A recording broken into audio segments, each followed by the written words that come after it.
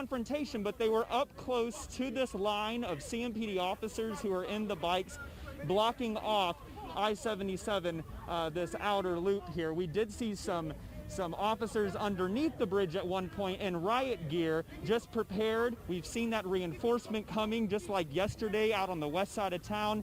CMPD seems prepared. These protesters have been peaceful. They have moved off of this I-77, but here, this is a very rapidly changing story out here, Fred and Tanya, as you can tell.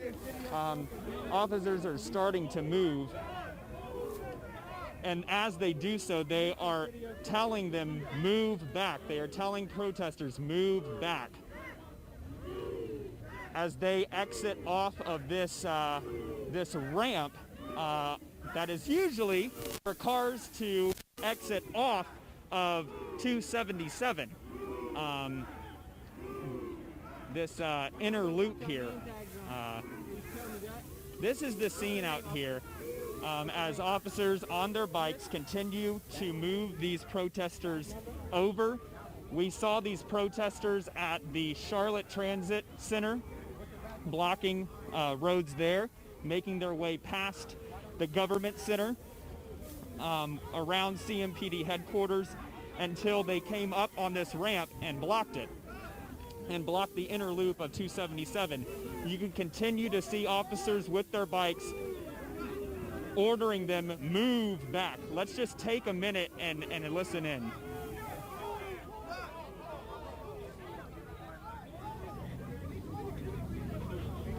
So you can see some protesters are still here, and some of it seems to be a clergyman in the mix of it, trying to get these protesters back peacefully. Of course, he is trying to lower any tension that has built up here throughout the day. But I must say, since we have been here, it has been peaceful. There has not been any confrontation or escalation like there was last night. Just when it escalates right here. But right here you can see officers in their tactical gear coming up behind to reinforce these officers on their bikes. You can see they have their face shields on. They don't have their gas masks on yet. I can tell you yesterday, usually the protocol is they take those masks off, they kneel down, the shields off, they kneel down, and then they put those gas masks on, and then they deploy. They don't seem to have gas masks on yet. They have their shields on, they have their batons out. They just have pulled out their batons, crossing them across their body. And this is reinforcement for that first line of CMPD officers in their bikes without that gear. And like I said, you can diffuse any tension or escalation that could turn for the worst out here. Hunter, I'm wondering at what point did something happen that made the mood out there change? Because you've said that the protest had been peaceful up until recently. Was there an event? Was there a different group of people? Was there something said? Was there a movement by police that caused us to get to this point, what we're seeing now? And Fred, first and foremost, is a very situation. It's an evolving one. So if there is foul language, we are doing our best to stay away from it. But we are going to move back as officers are saying to move back. We of course are trying to do our best to follow the police orders as well, but they are moving everyone back right now. To get to your question, there were a number of protests that were planned to happen in Uptown throughout today in various locations. So I am not sure if this is a combination of them. I will say that from what my colleague Lexi has reported, they have remained peaceful in Uptown until they've really started, I guess, coming up close and personal with CMPD officers. Okay, Hunter, I don't like what I'm seeing here. I want you to get in a safe spot. We're going to let you get in a safe spot, as this seems to be escalating, and then we'll come back to you.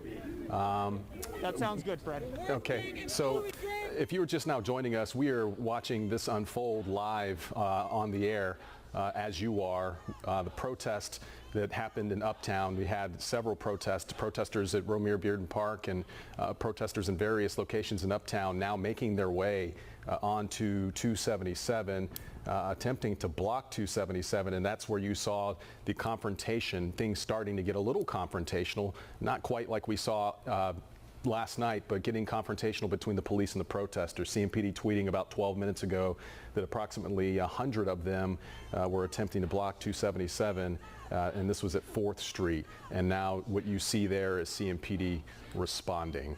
So, Fred, I'm going to chime in for a minute because you and I were both here for the Keith Lamont Scott demonstrations. And if you remember, what really upped the ante was when we started to see large groups of people gathering on 277. And we heard from officials at the time that they were concerned about public safety for everybody being on that kind of a road and disrupting traffic and putting potentially themselves in harm's way. So this is feeling eerily similar to what we saw a few years ago in terms of how many people were gathering there on 277 right now, and the concern being, of course, with all of that heavy traffic in that area, when you see crowds and crowds of people gathering there is a new level to the safety for the demonstrators as well. I want to make sure that that's an important point to consider for them as well. I understand as they get their message out and they're moving around the city, that particular area we know is one that police in the past have been particularly cautious around just because of the concern there.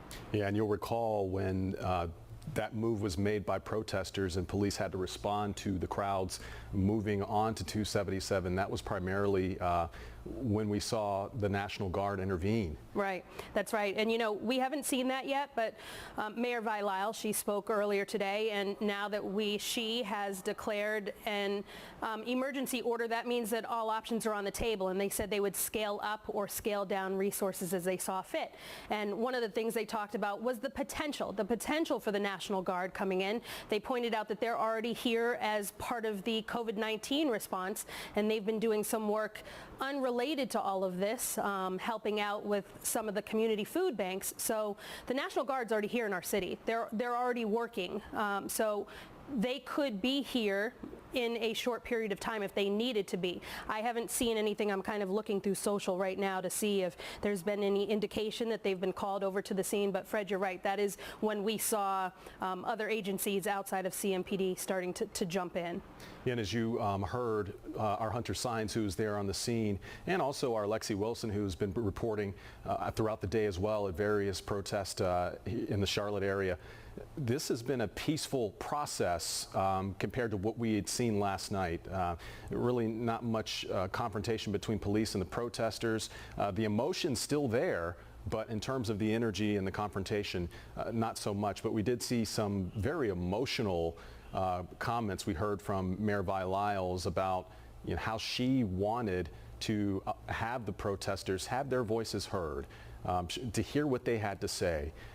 But to do it in a way that kept the integrity of the protest and the message intact without causing any harm to anyone else. That was a message too. We also heard from Braxton Winston, who was arrested last night or taken into custody, and his commitment to going out there and really even getting the support, he said, from his son, who insisted that he be out there as a leader, as someone who was among those protesters to make sure that everything would come off safely without a hitch. And we heard the mayor say too that she was encouraging all sorts of voices to be part of this, that she didn't just want to hear the same voices chiming in, that she was looking for members of all communities to step up and start speaking out. So she was encouraging demonstrations, and I think the phrase that she used too, Fred, was to say that she wanted us to be able to hold our heads high at the end of this. And so this is certainly something that we saw some pretty raw emotion from her about. Something else that stood out to me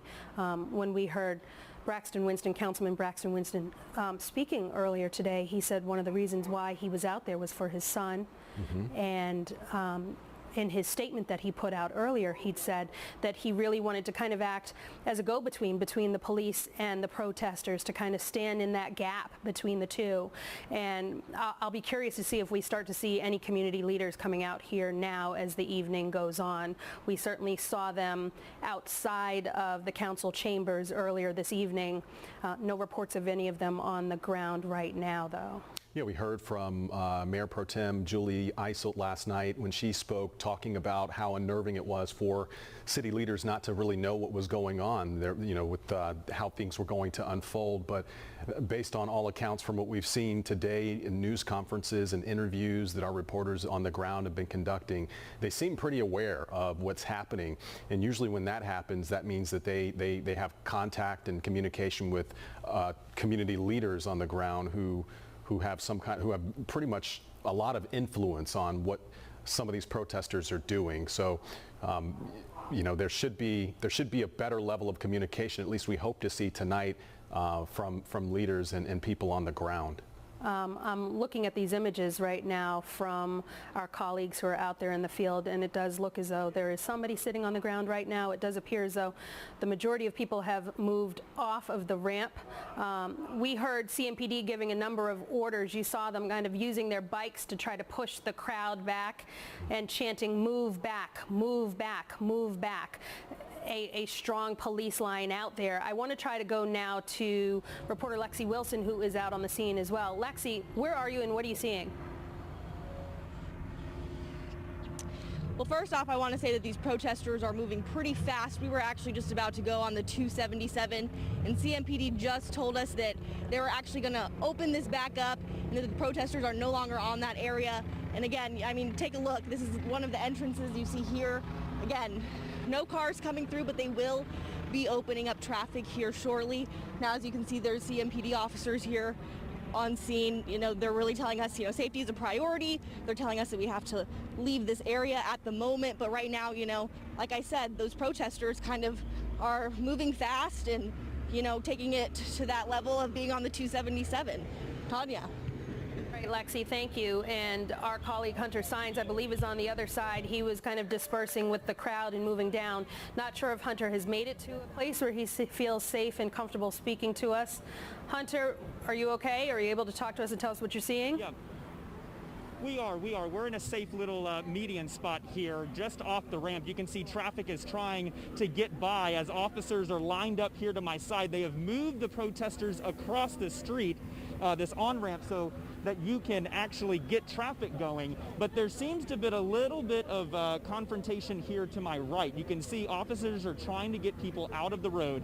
We do have somebody, though, who is down on the ground.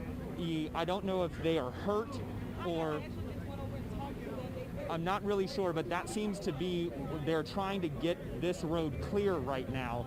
And at first there was a little bit of back and forth between police and the protesters until somebody on the protesters and demonstrators side came in and diffused the situation. Again, we have seen this time and time again today, where some of our leaders or some of those people who are just put in place to defuse this situation so that it doesn't escalate, which the mayor has called really for earlier today. She called for that action to remain peaceful and to call on the community that when they do see things escalating to try to come in and simmer things down. So right now they are just trying, they actually are moving now firefighters in who are of course paramedics, and they're lifting them off the ground, this person off the ground, to make sure that that they can clear this roadway. Officers have crossed this street now as they broaden their perimeter here, and we are moving, of course, with them.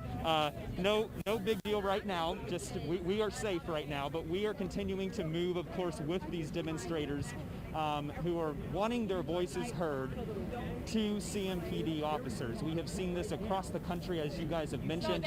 This continues right now, and we are continuing now to go back into Uptown after, as you remember, being on the inner loop of 277, which is just behind our camera. We're now going back into Uptown, where a lot of these protests have happened, moving around from area to area in Uptown. Tanya and Fred?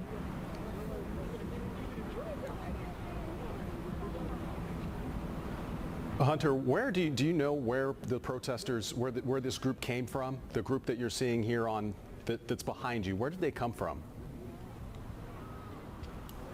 Yeah, so there, like I said, there have been a number of protests in Uptown. We've seen the one in Marshall Park that transferred from Marshall Park over in front of CMPD, then went to the transit center. They've really been marching around Uptown for a good part of the day. There was also a protest that Lexi, I believe, was at Romeo Bearden Park.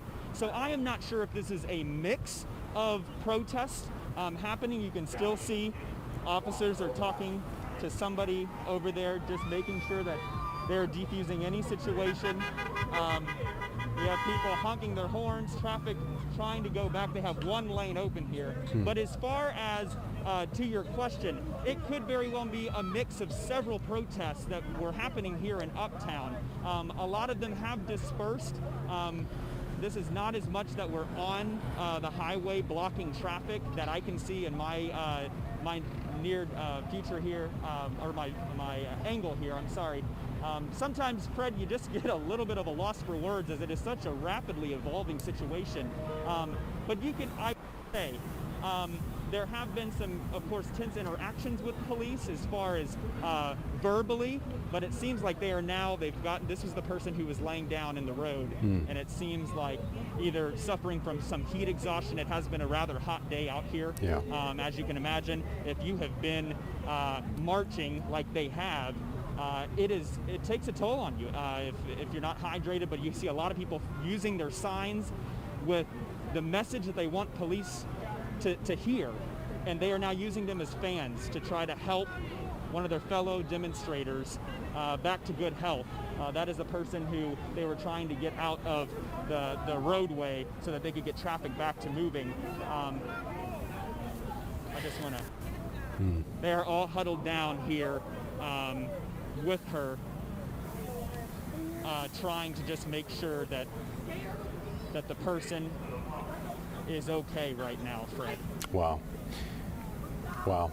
This is an emotional moment. It is very emotional, really and a lot of energy, and a lot of emotion and passion over this protest. And of course, as you said, the temperatures and the conditions, probably one of the warmer days we've seen in several weeks. For conditions to be outdoors for an extended period of time. I asked you, where the location where the protesters and demonstrators came from, because I was wondering how long these folks have been out there, if this were a new batch of protesters or if these were folks spilling over from other protesters. I know police officers have been put on, the CMPD police officers have been put on 12-hour shifts now, and they are on those shifts from a source that I have saying that they're on these shifts now for as long as they deem necessary. So, everyone right now working on endurance. These protesters, no telling how long they've been out there, and also police officers who are charged with keeping order, making sure that they can demonstrate safely. Toss to me. And I am seeing right now, hold on one second, Hunter, I just want to let you know that CMPD is now reporting that both lanes of 277, both directions are now open. Both directions now open. Officers are continuing to request that protesters leave the on-ramp, but as you can see from these images, the majority of people have left. We do see this person who is on the ground right now being fanned. Yep. Hunter, are you seeing anybody, just anecdotally, have you noticed a lot of people who've had access to water or any like water filling stations or anything like that as these demonstrations have cropped up? Tanya, I want to get right into what's happening here. It's a very touching and emotional moment. They are praying right now, huddled up and praying. I just want you to listen in right now. And overflow of love and patience and kindness and joy amongst us in the United States, God. Because we need it, God. We need it, Lord. We need it, God. You shut the world down for a reason. Continue to move how you are going to move, God. Continue to flow how you are going to flow. We accept it right now in the name of Jesus as a whole, and as a people, and as a community, and as a nation, God. We accept it right now in the name of Jesus. And you can see just an emotional and powerful moment to try to make sure that this person who was having a very difficult time in the roadway, and they just took a moment to come together, to huddle together and pray. And you heard that desperation in the voice. You saw the tears. This is painful for these protesters. They want their voices heard, like we saw last night, like we again are seeing right now. But they just wrapped up a prayer here, a very peaceful prayer on the sidewalk, out of the right-of-way. Cops are just to our distance here, just keeping the peace, making sure that they not only are protected from any traffic as these protesters are have a lot of the sidewalk taken over here, but they are just escorting with them, walking along with them right now. That was one of the more powerful moments, though, Fred and Tanya, that I've seen since I've been covering this since last night. Yeah, I know emotions are high. We're going to come back to you in a few, Hunter. Right now, I want to check in with Lexi Wilson, who is also live along I-277. It looks like there's quite a bit of police officers behind you, Lexi. Yeah, so there are a lot of officers behind me, but I've been listening in to some of your questions that you've been asking, Hunter, and I've been out here all day, and we've actually noticed that some of the protesters here right now are the same people that have been out here since 1 o'clock outside of CMPD headquarters, and there haven't been any water stations or, refilling up of water bottle stations or anything like that, but we have been seeing people carrying cases and giving those to protesters. Now I want to give you guys a look at what we're seeing here. Again, this is the 277. You can see officers here in their riot gear, again, just kind of making sure that this traffic is flowing. As Tanya just mentioned, CMPD saying that they've opened it up, and like we saw on the other side of where we were, it was, give us 1 second. This is right. When you hear us announce that this is an unlawful assembly, okay, at that point, even media needs to leave. Do you understand? Yes. Okay, all right. We understand. Thank you. Where you are, but when we tell you to leave, yes, that includes everyone. Do you understand? We understand, sir. Yes, thank you. Thank you. Not that I'm aware of. All right, no. we will. We're gonna let Lexi. Lexi, we'll let you get to a place we'll let you get to a safe place. That was Officer Rob Dance, actually, from CMPD, out there on the scene in that riot gear. But yeah, this is something that we've seen unfolding all day. Here in Charlotte, in the metro area, various protests, most of them concentrated in uptown Charlotte this afternoon leading into this evening, and protesters making their way onto I-77 at one point, at least 100 of them according to CMPD, and they had to shut down traffic to that area, and it looks like right now they are primarily concentrating on reopening those lanes so that traffic can flow through, but they also want to do it in a safe manner, so they're asking the media folks as well as the protesters who were in that area to move out of there so that they can accomplish all of this, Tanya. And I'm watching right now just to see if we're seeing any indication of any other areas of law enforcement coming out. We heard Mayor Vilaus say earlier today that they were going to be monitoring the situation and the developments as the evening goes on. And we heard many of those demonstrators in the background as Hunter was giving his live report to us. We could hear them saying, "We are peaceful, we are peaceful." You could hear the urgency in their voices, wanting to make sure that the community knows that they are out there demonstrating and getting their message out in a peaceful manner. And that's really been something that we've heard echoed from both the leaders in this community and also the people who are out there right now in the street. One thing that they're going to consider, one thing that's part of the state of emergency, is a whole host of resources that the city could have available to them. One thing that they could decide to do is if these demonstrations continue to crop up and to continue to escalate, they could decide to enact a curfew. The proclamation, this emergency proclamation that they gave would give the city and the county managers the authority to enact a curfew if they needed to, but it would be announced in advance to give people the time to properly disperse and to make plans to move away from whatever demonstrations that they're having right now. Again, that's not in effect right now, but all options are on the table with this emergency declaration that the mayor has decided to call a few hours ago. I'm looking at these live images right now, and they all do appear to be still just CMPD that's out there on the scene. Fred, what are you seeing?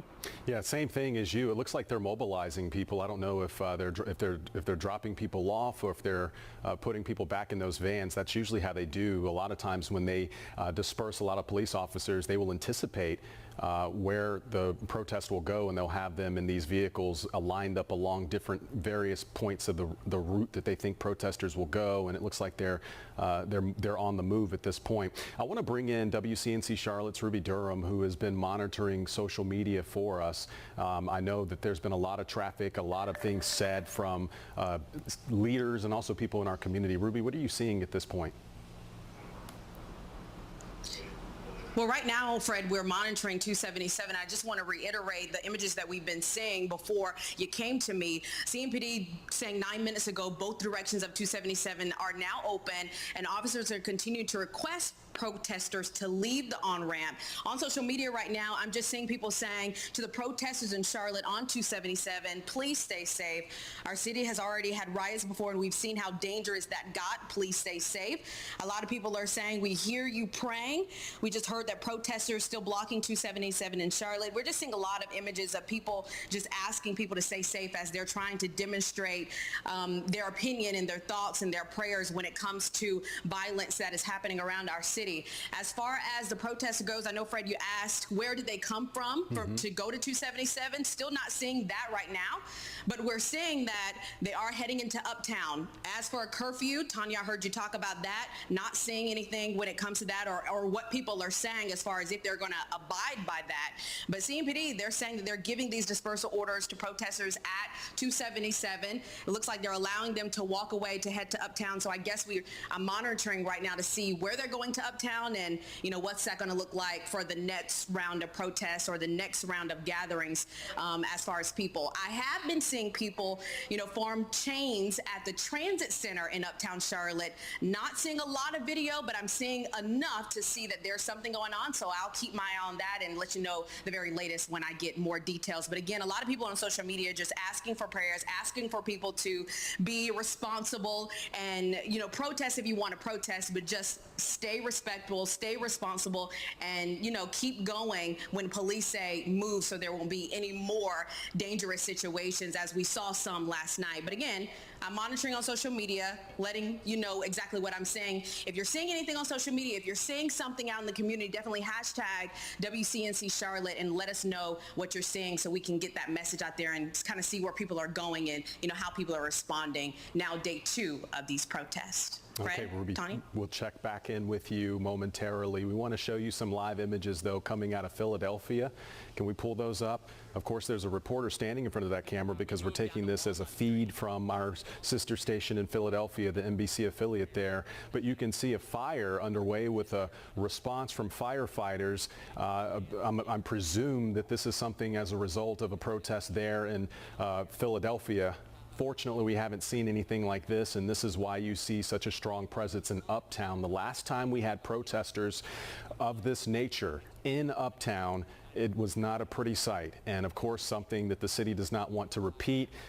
I will tell you, though, based on my experience in the last time, Tanya, and you know this, back in 2016, we saw these protests. There are some eerie similarities. The protest then in 2016 started on the north side of town, not the west side of town, but on the north side of town the very first day.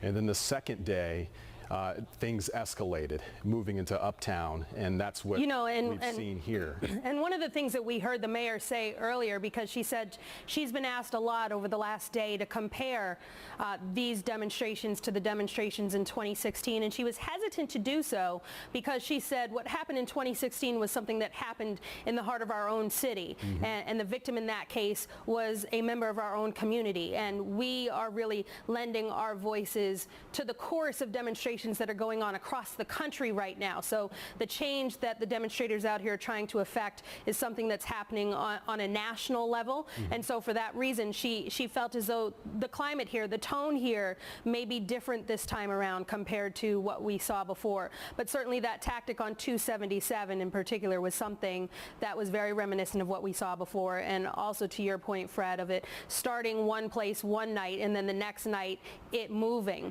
I can tell you when I was looking anecdotally on social media earlier today, there were reports of people wanting to take the demonstrations out of certain pockets of the community, specifically off of Beatties Ford Road, and try to move it into other areas of the city. And so it is interesting to see that play out right now. We are definitely seeing a shift of this demonstration. I don't know if are we sitting in right now talking to somebody?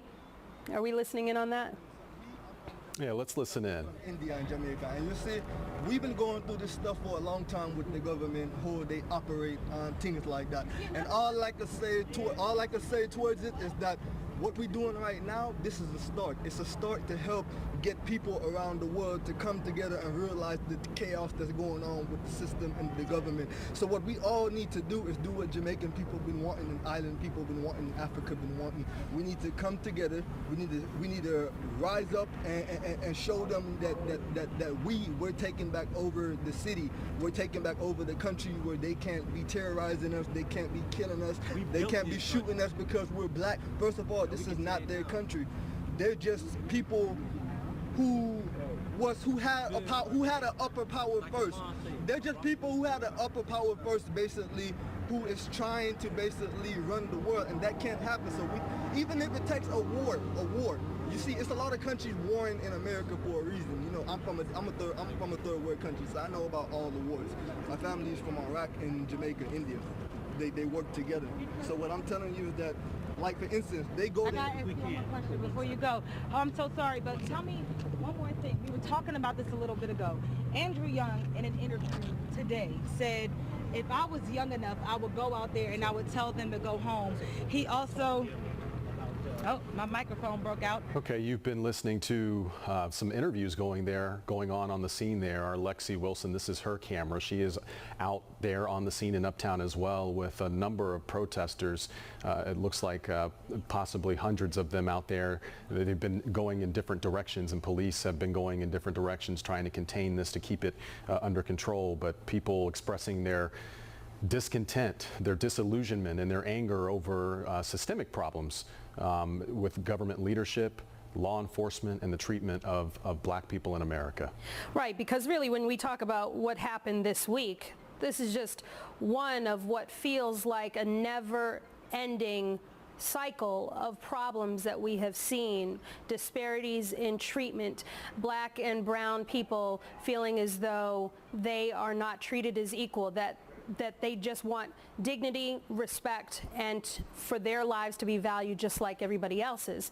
The messages that we're hearing right now, unfortunately, sadly, are the messages that we've heard so many times before in so many different cities. And I think right now we're at a boiling point across this country where you're seeing so many different cities saying, we too can relate.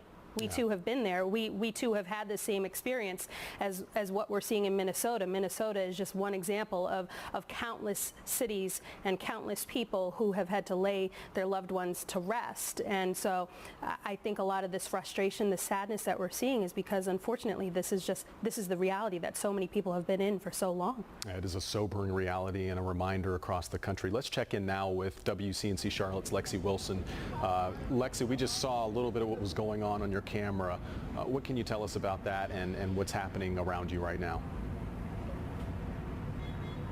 Well, Fred, I just heard this one woman a few feet away from me saying, you know, she's tired, and she was getting emotional, and she was getting upset just about, you know, everything that's going on right now. And, you know, of course, with Floyd and everything, but like you just said, we did see that interview.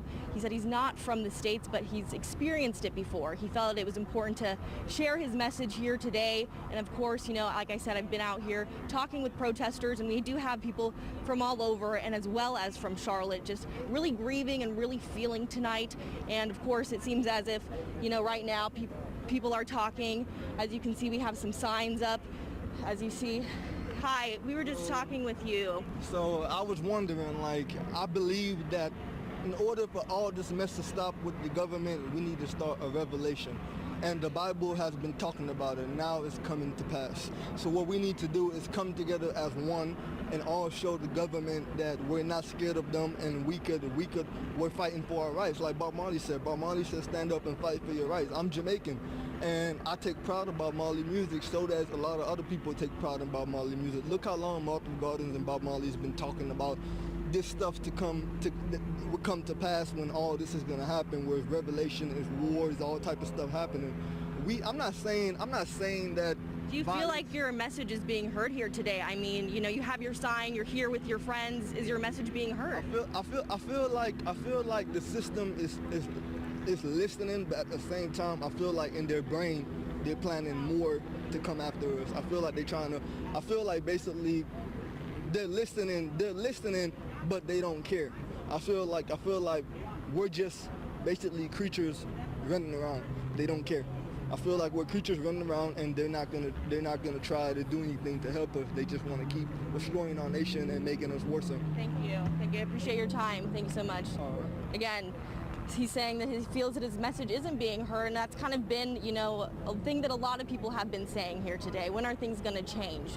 That's why they're out here, and that's why they're protesting. The crowd where we are is dwindling down. We are being told that they're moving in another direction, and Hunter Signs is going to be heading that way, or is headed that way, I should say. But of course, we're going to continue to follow this, but this is the message that, everybody out here is kind of preaching. May I say something? One second. Okay, Lexi, thank you. What do we have here on the screen here, guys? Are these tweets from other? Okay, let's go now to our Hunter Signs, who is standing by live. Hunter, from what I understand, protesters, either you're heading in their direction or they're heading your way. What's going on? Yeah, they have kind of dispersed from the inner loop, and it looks like police are a block over, so it looks like they're getting prepared for another group coming up their way, and we have protesters over here coming up on our street. We are here on South Davidson, at the intersection of South Davidson and East 3rd Street in Uptown. We just had a group of protesters chanting "No justice, no peace" with their signs, heading back in towards the heart of Uptown. But this is part of that group that has dispersed into separate groups. One, of course, Lexi is covering where she is, and you also see it's such a moving situation, because you have those police officers on bicycles who are trying to get ahead and block off certain streets to try to contain the flow of the protests, so that it doesn't block the inner loop like we just had. However, I must say, these protesters are having their signs. Right now, they are silent right now, but we have heard them chanting "No justice, no peace," and they have been peaceful here. I want to just say that this is completely a lot lower of the escalation that we saw last night on the west side of Charlotte. These protesters continue to march back and forth in the heart of Uptown to the outer side of Uptown. We still see some of them, some straggling behind as they move up this way. But we are just outside the government center here in Uptown. And of course, like I told you, this is a moving situation. Us too, we are trying to move with them as best that we can. But for now, that's the latest out here, Fred and Tanya. Yeah, Hunter, let me just ask you this.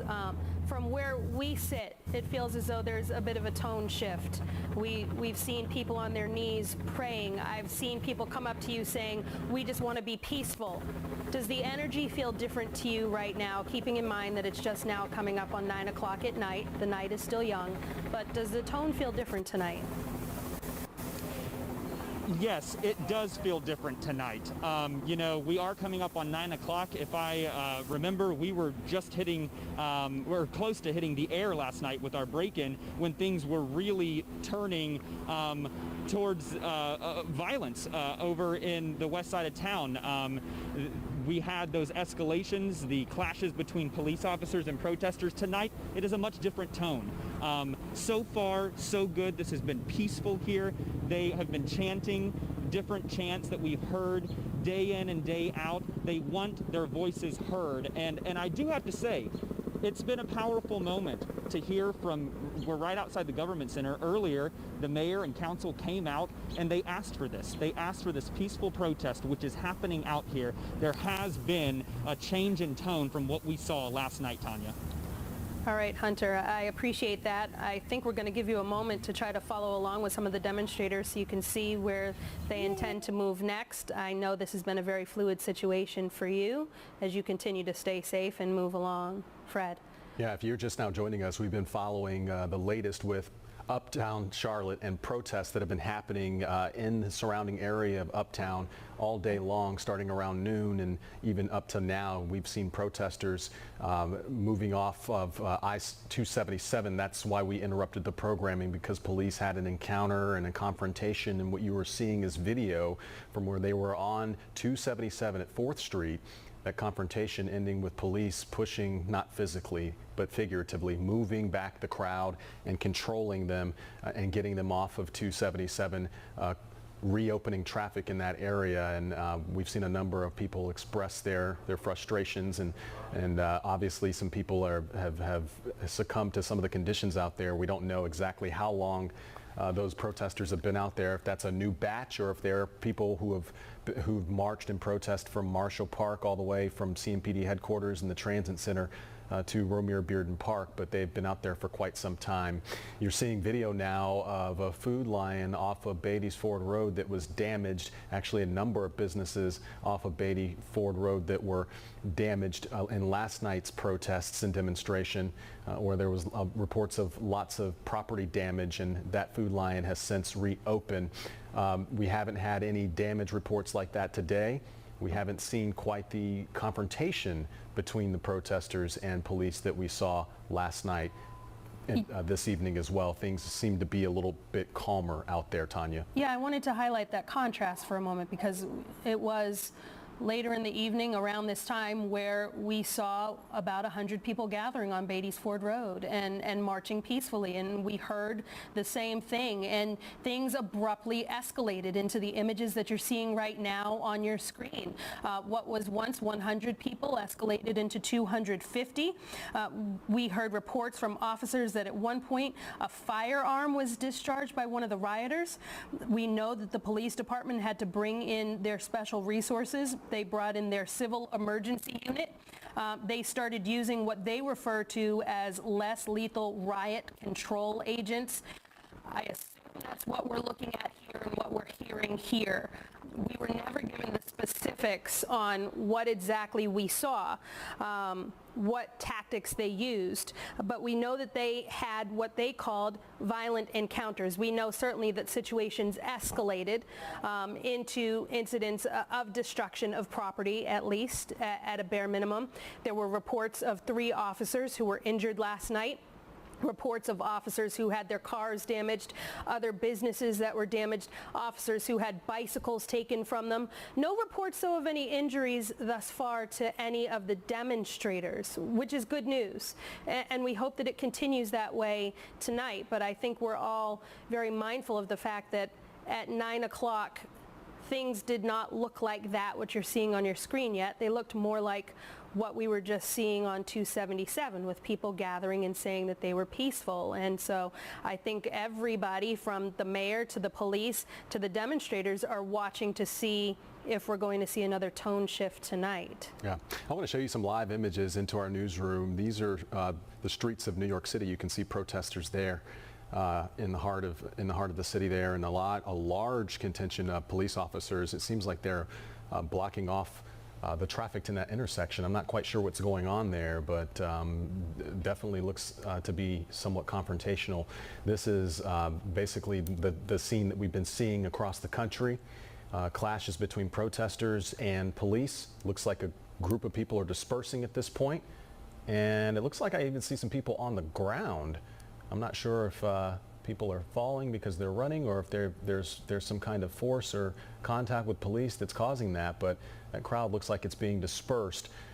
That's exactly what they had to do, maybe not in that physical way, but they had to disperse crowds off of 277 earlier, as Tanya was just talking about. But this is what it looks like, and in some areas worse than that. In Philadelphia, we showed you a shot of what looked like a building on fire. Fortunately, we haven't seen anything like that here in the Queen City. And in New York, our affiliate, the NBC station there in New York, reporting that NYPD there issued its finest message to all of the personnel, making them aware. They call this the finest message, that they may be called at any time and assigned where needed in the city, as NYPD takes precautions to make sure that they have the resources that they need. No indications right now about where this group has gathered, what they've been saying, or what the issues are that you may have been seeing there on the ground, Fred. I'm still looking for some of that information right now. Yeah. All we have various feeds from different parts of the country, and there you see protesters there. This is actually from 277. I think our banner is incorrect. This is a video from 277 earlier that we saw. Right? Is that correct, guys? Okay, yeah, and so we saw clergy members there. You saw a number of clergy members, and we even saw at one point our Hunter Signs reporting that people were huddled around one of the folks there praying over her. We heard a little bit of that, and I'll recall hearing something in the prayer, one of the woman who was praying mentioning something about God stopping the world for a reason. We have to keep in mind that we are in the middle of a pandemic. Even though the nature of protest, you see people within close proximity, a lot of people wearing face masks at this point, but they're within close proximity, so they're not really practicing social distancing at this point.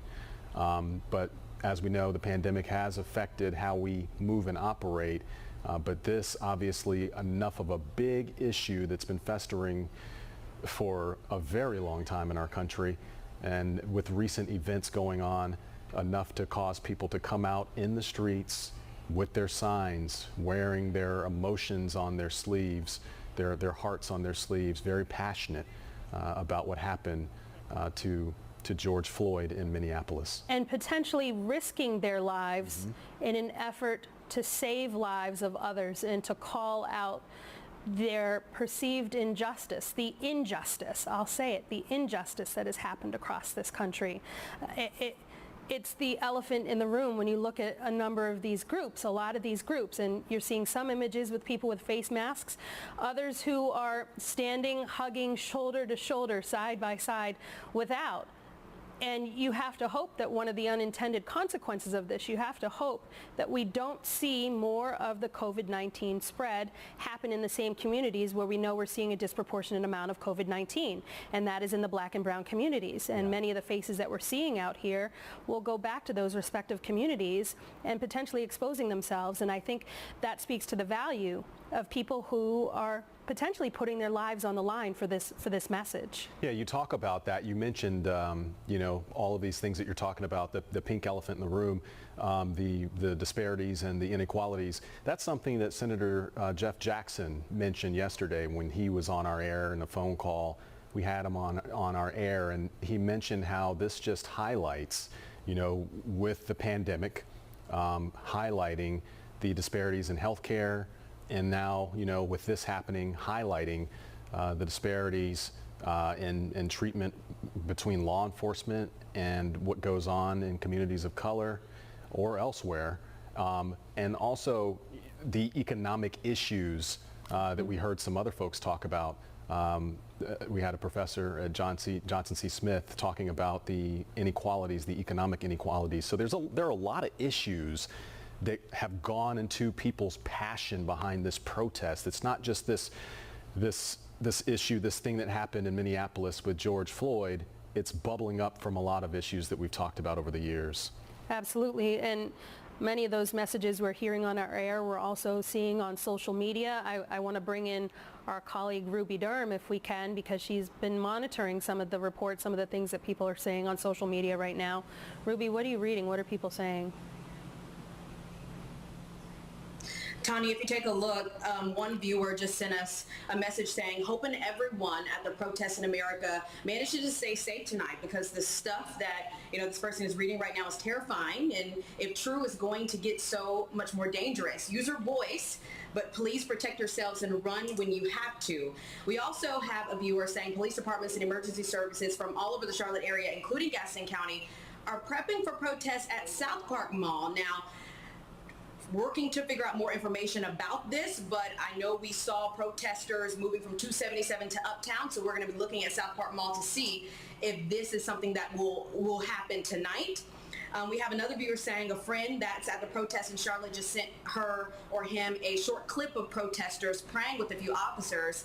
They're going to try to send that over, but I will say that I saw that group praying 277, and the good news is today we're seeing a lot more of those peaceful protests, a lot of people coming together and just praying, because it is much bigger than what's happening in Minneapolis. It's much bigger.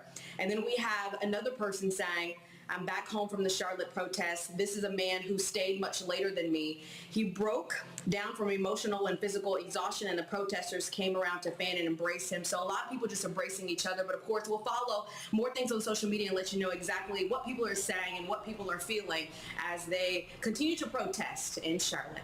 Tanya, Fred? All right, Ruby, thank you. I want to bring in City Councilor Tark Bakari, who we have on the phone. Can you hear me, Tark? Yes, sir. All right, thank you for joining us once again. I know last night was a tense, were some tense moments, just outside of the Metro Division. What kinds of conversations have you had today? I know a lot of city leaders have weighed in on the state of things in Charlotte now with protests. What kind of conversations have you had?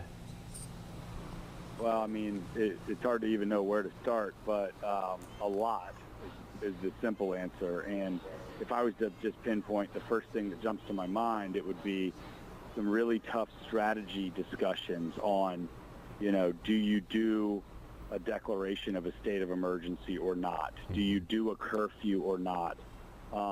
Really some, policy relating to tactical, on-the-ground enforcement issues have been discussed. And, I think everyone in the stressful times doing their best. Clearly our officers are doing their absolute best, and we're seeing the finest of those men and women who not only, want to get home safe and are putting their lives on the line, but we're seeing the last 4 years of training, of capital we've deployed into programs, of their commitment to understanding escalation protocols all happen at once. So, stories like that, I couldn't be prouder. And hopefully, we just continue to make sure that everyone has free speech and a really terrible national situation. Yeah. Everyone who wants to protest that has their opportunity, but things stay safe. Small businesses stay safe.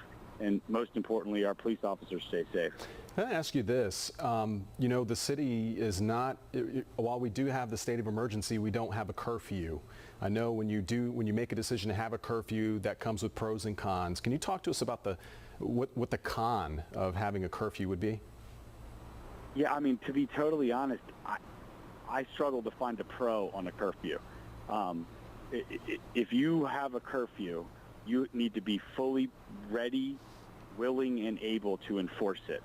And all of a sudden, everything becomes illegal, right? Yeah.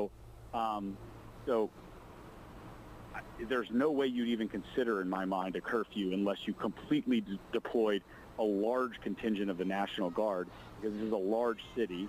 And to be quite honest, it just escalates things even further. And you end up seeing the protesters, and I'm going to separate them in one bucket, and I'm going to put the rioters, those who are looting, and here to do damage and bad things, in another bucket, and they're still going to be out. And if they're in large groups, the police have to stand back and make a tough decision of, am I willing to escalate this and enforce this curfew that's been put in place? So I prefer to give them a little more leeway and not back them into a corner where there's only one option. Yeah, it's interesting. Yeah, when you say they, you're talking about law enforcement, or are you talking about protesters? Correct. Yeah, law enforcement. Yeah, because they would definitely have to be ready to act, like you said. All right, Tarek, I'm going to jump in for a minute. It's Tanya Mendes here, and I know you're often a voice for the small businesses in our community. So how important is it to you, as we're watching these demonstrations, that some of the damage that we're seeing, some of the destruction that we're seeing, is not happening to some of the businesses that reside in our communities that have already been hit so hard from COVID-19, that are still holding on by a thread, just trying to get up and running? How much concern do you have as you watch some of these demonstrations play out?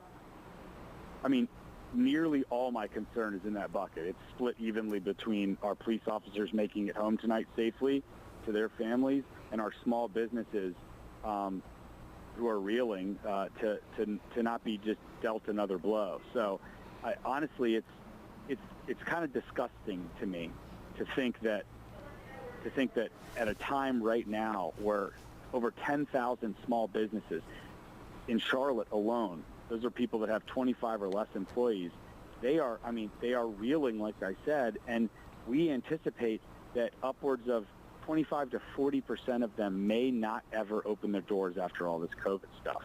And I mean, to kick them when they're down right now, like, if you want to make a point, I understand it. I am just as enraged as many out there, and not even close to as enraged as the police officers I've been talking to, who've spent their whole careers and lives building this trust bank day after day with the community, and someone they didn't even know, never trained, never worked with, completely burns that down for them in a second. They're enraged too.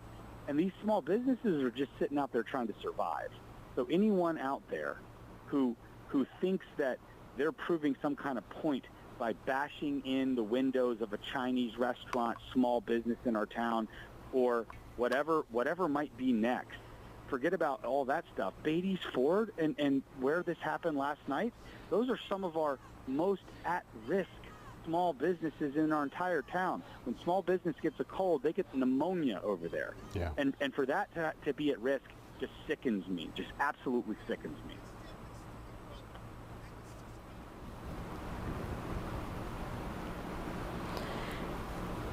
So as you're watching the demonstrations play out right now, Tarek, and you're seeing a lot of the demonstrations that have now moved to Uptown, what's your hope for the evening tonight? What are some of the things that you're going to be watching for? What do you suspect some of the things that the mayor is going to be watching for as a lot of decisions are made as the night goes on? Well, I mean, as it relates to the decisions from the mayor and the city council, we've made those. So we're just watching, like everyone else, concerned citizens right now. We decided to declare a state of emergency so that we have essentially a set of tools in our tool belt should things need to happen. But really, to be honest, none of that's for tonight. We're not going to call for a curfew tonight already at this time, and that's going to do something. That's for later on. We're not going to call for a stop to all alcohol sales in the city of Charlotte, which would further demolish our small businesses that are just coming back online. So these are things over the next couple days that'll play out. The National Guard, that'll play out over the next couple days. So our decisioning right now, this is in the police chief, this is in our majors and our captains' hands of Metro, of Central, of all those places.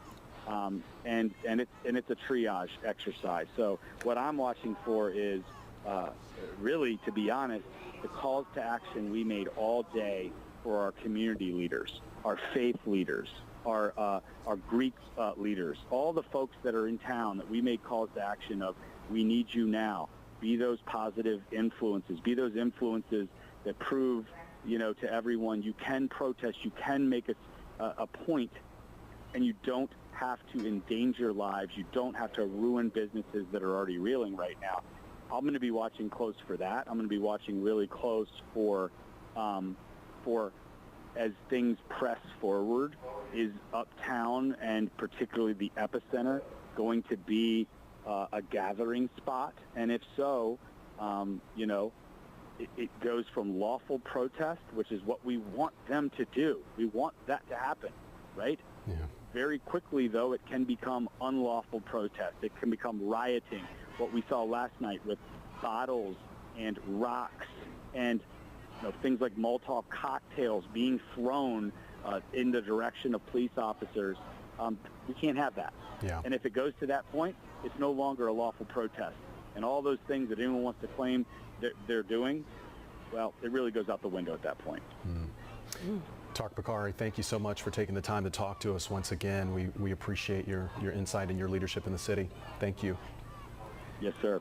If you have just now been joining us, and we've been watching this for about an hour now on the air. Actually, before then, about an hour ago, we came on watching this. This is the live images actually unfolding in Uptown of a protest that about an hour ago spilled onto 277. There were about 100 protesters trying to get onto 277 and block the ramp over at 4th Street. CMPD got to that scene and quickly started dispersing the protesters in that area. And I would say about 20 minutes later, I-277 was open in both directions again, and the protesters had made their march in different directions. CMPD has been containing the protest pretty much all day. Things didn't get contentious until we saw the protesters make their way onto 277. These are protesters, we presume a lot of them from Marshall Park and the CMPD headquarters, the Transit Center and Romare Bearden Park earlier at those protests. And of course, I'm sure that there are some new faces that have joined the protests in recent hours since those, but they are carrying the same message that they had 24 hours ago and the same messages that we've seen across the country over the killing of George Floyd in Minneapolis. a black man who was killed at the hands of Minneapolis police. Their message here in Charlotte, North Carolina, they want their voices heard, they want equality, they want more accountability with police, and there's even thought that they want equality when it comes to other issues in the community, predominantly minority community as well. And as we're looking at a lot of the people who we're seeing here, I'm curious to know if these are the same people who we saw in 77. I know we saw two groups kind of splitting apart, one moving in one direction and one moving in the other right now. But it's also interesting to watch some of the interaction that we're seeing with the crowd and the police that are out there. The interactions appear to be positive ones. I saw a couple of smiles on faces, and that's encouraging to see, because we know both sides are feeling an extreme amount of pressure right now. The demonstrators out there desperate to be heard, desperate to be valued, and many of the officers desperate to not be painted in the same picture and in the same light as some of the bad actors that we have seen play out with awful consequences, like what we saw with Mr. Floyd and his death. So as we're watching these demonstrations move deeper into the evening, into the night as well, we see this looks to be dozens of people in the streets of Charlotte right now, and we're seeing a number of law enforcement down there as well. Yeah, this is really hard work for police in this environment, because I've had conversations with officers over the years about situations like this. When people come to these protests, not everyone is there with a good intent. As we saw in last night's protest, not everyone is there just to protest. Some are there to riot. Some are there to cause disorder, to cause property damage. And so it's always important, they'll tell you, to engage people in a positive way. And they do a lot of work behind the scenes before any of this even starts, with community engagement projects that they do on a regular basis. The police officers, you may not see, but they are in communities all the time. They're in schools all the time. They're talking to kids. They're talking to adults. They try to know who they're policing in Charlotte. I know it's not like that in every community, but in Charlotte, I know for a fact that they work really hard at trying to do that. And the thing that the police chief, Kurt Putney, will tell you is that you can never have enough of it. It seems like no matter how much you do of that community engagement work, you just can't do enough. You can't do enough of it, because there's always going to be a situation that blows up where there's distrust, and there's a situation where people feel like their voices aren't being heard, and all it takes is one incident, like we saw in Minneapolis, to kind of tilt the scale. That brings up as an analogy that I heard a lot, taking a Band-Aid off of an old wound, and that wound just oozes some more. It's something that never heals. And so, they're constantly trying to engage people, and that's what you see going on out there now. Even as you said, it's a positive sign that you don't see contention right now in that live shot, Tanya. And they have now brought that message directly to CMPD headquarters. That's what we're looking at right now, is images of demonstrators standing outside of the headquarters of the Charlotte-Mecklenburg Police Department. So really seeing both of those groups directly together. We want to go now to our colleague Lexi Wilson, who's on the ground in the field right now. Lexi, what are you seeing? Well, Tanya, I want to tell you, Floyd is top of mind here tonight. We have been hearing that chant. We have been hearing "I Can't Breathe." You can hear it right now. I don't know if you can kind of listen in and hear on the background. But people, as you can see, are, gathered here at CMPD headquarters. Let's listen actually to this.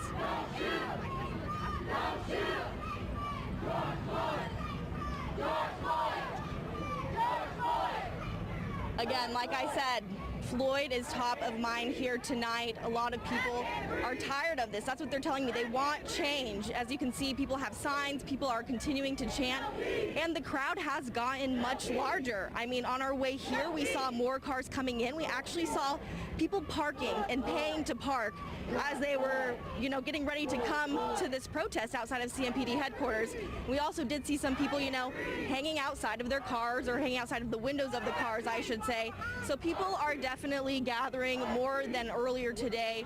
And again, you know, you can kind of feel that frustration and that want and that need for change. And I did just speak to one young man here today a few seconds ago, and he said that he was actually here during the Keith Scott riots in 2016, and he said that this is, you know, hasn't escalated to that type of situation, and he hopes it does not. And again, it's been peaceful, just a lot of people chanting and just, again, wanting that change, like I said, Tanya. Okay, yeah, I'll take it from here, Lexi. Yeah, I mean, that's what you're seeing. You're seeing that they're chanting and they're getting their message out, and they, at this point, have a peaceful environment for that message to be disseminated in. I know that that's been a thing that you know, some of these protesters in other cities haven't felt like has been happening, and that's why you see the violence and a lot of the unrest in those other cities. But here right now, this is probably the best case scenario that you can hope for if you were Charlotte-Mecklenburg police, because the last time that we saw a protest within proximity like this of police headquarters in Uptown with this many protesters, it wasn't like this at all. You know, so their goal for this evening will be to contain this and to keep this kind of engagement going with this crowd. Oftentimes you'll see police officers actually you'll see the community engagement officers actually talking to some of the folks out there. When this is a community effort, and I'm talking about the protest, when those protesters are from the community and they have leaders in those crowds, usually there will be officers who know who those people are. The problem comes when there are people in those crowds who people in the crowds don't know and the police officers don't know. But right now it seems like things are pretty tame, a stark difference from what we saw in the most raucous moments of last night's protest outside of the West Division. And we've certainly seen reports of a lot of outside agitators in other cities. We heard the sheriff yesterday talking about outside agitators that had come into Charlotte as well. For what it's worth, we were poring over some of the records of the 15 people who were arrested last night, most of them for failure to disperse, and also almost all of them from the Charlotte community. Now, that doesn't mean that everybody out there is from Charlotte, but that certainly would suggest that you are dealing with a local crowd, and so you would have to hope that some of those relationships that CMPD has formed with its own community will hopefully pay dividends over the next couple of days and over the next couple of hours. The relationships that they have struggled to form, some of the healing that the city has tried to do on the heels of the shooting death of Keith Lamont Scott, this is where it's now being put to the test, right, Fred? Yeah, it is a big deal to have that community engagement going continuously. Let's check in now with Lexi Wilson, who is still standing by. This is her shot. Lexi, I want to bring you back into the conversation so you can tell us what's going on behind you. Yeah, Fred, something I really, have been noticing all day is that a lot of people are on their phones. They are recording, they are Instagram living, they are Facebook living. A lot of people are saying this is history in the making. Take a look again. CMPD headquarters is the crowd is growing, and you're seeing the flag being waved, you're seeing people chanting, and just a lot of people are using their voices tonight. Again, it's been peaceful. We see some CMPD officers, here just observing and watching and, taking it in. Nothing, again, this is a peaceful protest right now. As you can see, there are some people on top of the CMPD building. I don't know if we could go over there and where we see the Jesus Saves sign. So, you can definitely feel more energy. All day it's been pretty tamed, but the energy is definitely ramping up. I don't know if you can hear this chanting. Let's take a listen.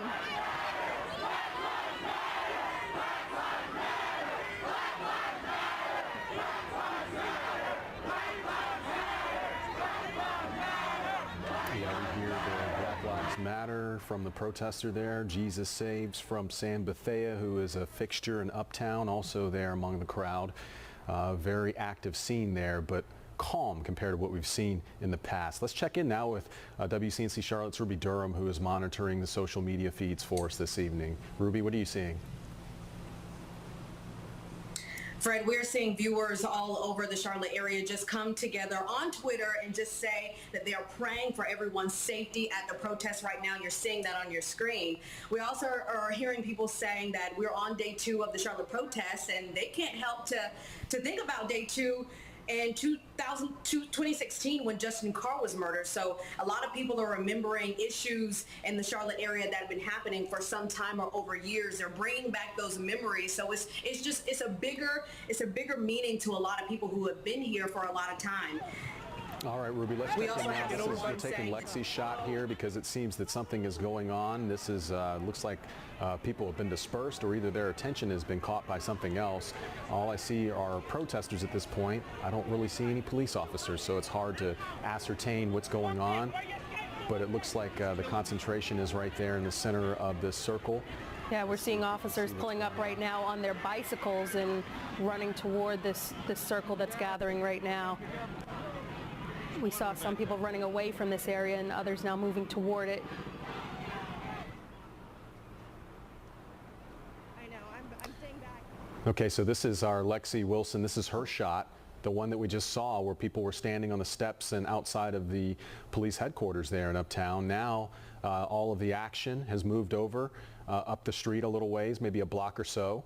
And we're trying to figure out what's going on there, but it looks like everyone has their phone out and they're pointing their cameras in a certain direction. You see the police officers on the bicycles forming a line. Oftentimes they'll use their bicycles as a barrier between themselves and the protesters, but it looks like that's what they're doing. And looks like they're taking somebody into custody. It looks like a woman there has been handcuffed, or she has some kind of restraints on her arms. They're taking her into custody. Maybe that's what protesters are reacting to? Probably, because I saw for a moment it looked as though demonstrators were in the faces of some of the police officers, so maybe it was in response to what we're seeing here right now. Mm-hmm. Yeah, and you know, it's never a good idea, at least from what I've seen from my own reporting, it's never a good idea to get back into a police officer's face when they've asked you to disperse. No, and to your point, Fred, I have seen a lot of these bicycles down there this time around. A lot of officers who are using those to try to push the crowd back a little bit, to try to create a line between themselves and the demonstrators. I want to bring in Curran Mack with the NAACP, who is on the phone. Can you hear me? I can. Okay, thank you so much for joining us. I want to get your take on what you've seen happen here in Charlotte. Well, what it looks like to me, based on my experience and what I've been told, that you're provocateurs who are leading protests, and at a specific period, they begin to escalate the protest by throwing items at the windows, breaking in police cars, slashing police tires, and just inciting violence. That's what it looks like to me. It looks intentional, and my fear is that these folks don't even live in Charlotte, and they're going to leave our city a mess. And many African Americans and people of color who are already deeply traumatized are going to be the ones bearing the brunt, because they'll probably be arrested and hopefully no one gets harmed. This has been something that I've had conversations with from community leaders and even the police department over the years about these people. When these things happen, you know, they'll see a community leader on the news, is what it will say. It'll be someone maybe perhaps who an outlet talks to, and they'll be deemed a community leader, and a lot of them are like, who is that? That's not a person in our community. You know, when we're out here covering protests, how do you wrap your mind around that as someone like yourself, who is a local community leader and who has a personal interest in what happens in our city? How do you wrap your mind around that there are people who parachute in to create that kind of environment? I mean, we're living in a very different dispensation. At the end of the day, there are people who are wicked and evil, people who will prey on, you know, the innocent and prey on anyone, and that's what's happening now. If we have a level of desensitizing to Black life. And this is something that Black people have gone through for centuries. To watch George Floyd be killed the way that he was killed by that officer, and to have people be angry is a norm. Black people are angry because we've been hurt and oppressed for so long. But the worst kind of use against Black people now is in the midst of our deepest trauma and mourning for a loss of Black life, is to use us to perpetuate your own personal need or political needs. Mm-hmm. And that's how I see this. I see this as, another attack on already harmed people. Reverend Mack, it's Tanya Mendes here. I want to ask you too, do you feel as though our city has an opportunity here to come out of this on the other side with a message, a clear message to move forward, maybe not just here in Charlotte, but other communities as well? How do you harness this energy? How do you harness some of this anger and this hurt and then use it to potentially affect change down the line? What would your message be to drive this forward? We have a rally set up for Tuesday at 4:45. My message always has been that we need to have systemic change. The police departments all over the country have to be willing to be honest with the fact that there is a problem in their culture. Culture has been a culture of racism and bigotry. That's the foundation of it. Whether people want to accept it or not, that's what it is. Black people have been killed by law enforcement for decades, okay? The only difference now is that we have social media and we have cell phones, and now it's being memorialized. It's being recorded. I suggest that police stations all over the country, city council, mayors, all understand that we have to change policies in policing. That the whole notion that a police officer is a good guy and a hero just is not so. Yes, they're a good cop. But if you call yourself a good cop and you're silent while someone's being murdered, is that a good cop? So there's a problem with the culture, the blue wall in the police department.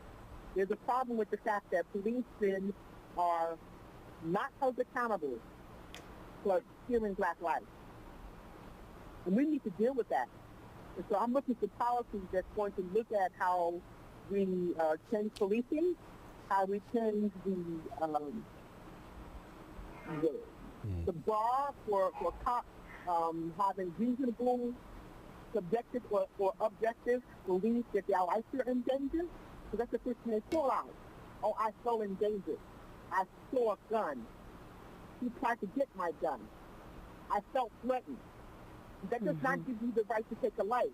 Meanwhile, you can have 400 white nationalists armed with AK-47 pushing you out, threatening your life, and not one time is anybody not only arrested, but are they threatened or killed? Not one time.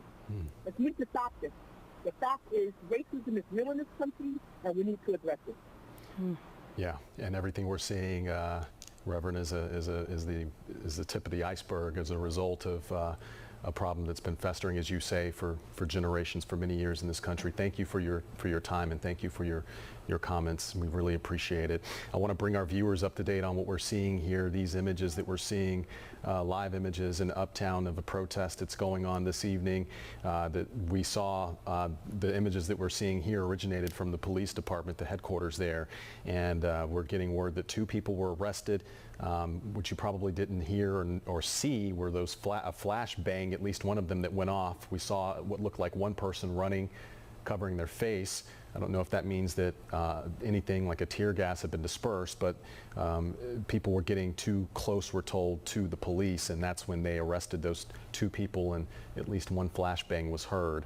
We did see a large group of people kind of all of a sudden stopping and running away from the direction of where that happened. CMPD has just put something out a moment ago saying they had approximately 150 protesters in front of the law enforcement center. These are the images that we're looking at here. So they're saying they believe there's about 150 people there right now, and they are confirming the arrest right now of one person. Our reporter in the field right now, Mike Hansen, says that he's seen at least 2 people detained. CMPD currently confirming 1, and that person arrested for possession of a concealed firearm. Don't know much more than that because this is a state where you can carry, so there's probably more. I'm sure there's more to that story, but that is what CMPD is saying at this point. I want to bring in our Brandon Goldner, who is live in Romare Bearden Park, where we had a protest earlier this evening. Brandon, can you hear me?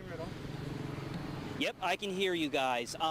We're at Romare Bearden Park right now. Our colleague Hunter Sines, he had been talking to protesters earlier, and they were saying that they were talking about getting to the park. It's a bit of a weird contrast out here right now. We have people sitting outside, some people walking their dogs, some people playing, and then you can hear the echo of the helicopters just over a few blocks away, really, from CMPD headquarters compared to where we're at the park right now. It is really eerie reminiscence to 2016 and the same marching on the streets in uptown Charlotte when I was out there covering it some time ago, and a lot of the passion that you've been seeing, a lot of the frustration has been continuing through this time.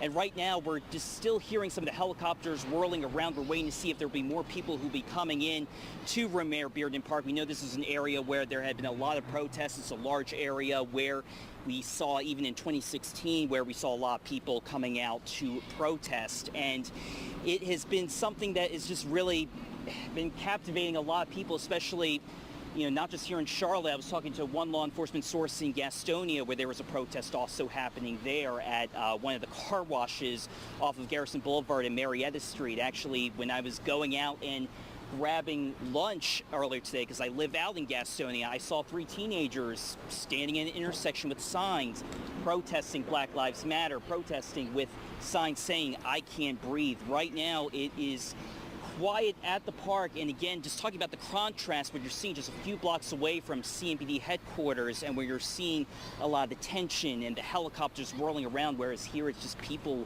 sitting outside and enjoying a quiet night from this perspective. Obviously, we've been seeing throughout when it comes to this protest, a lot of people, things have been changing where a lot of the protesters have been moving back and forth. It was interesting, back in 2016, I was covering a lot of this protest that happened after Keith Lamont Scott's death.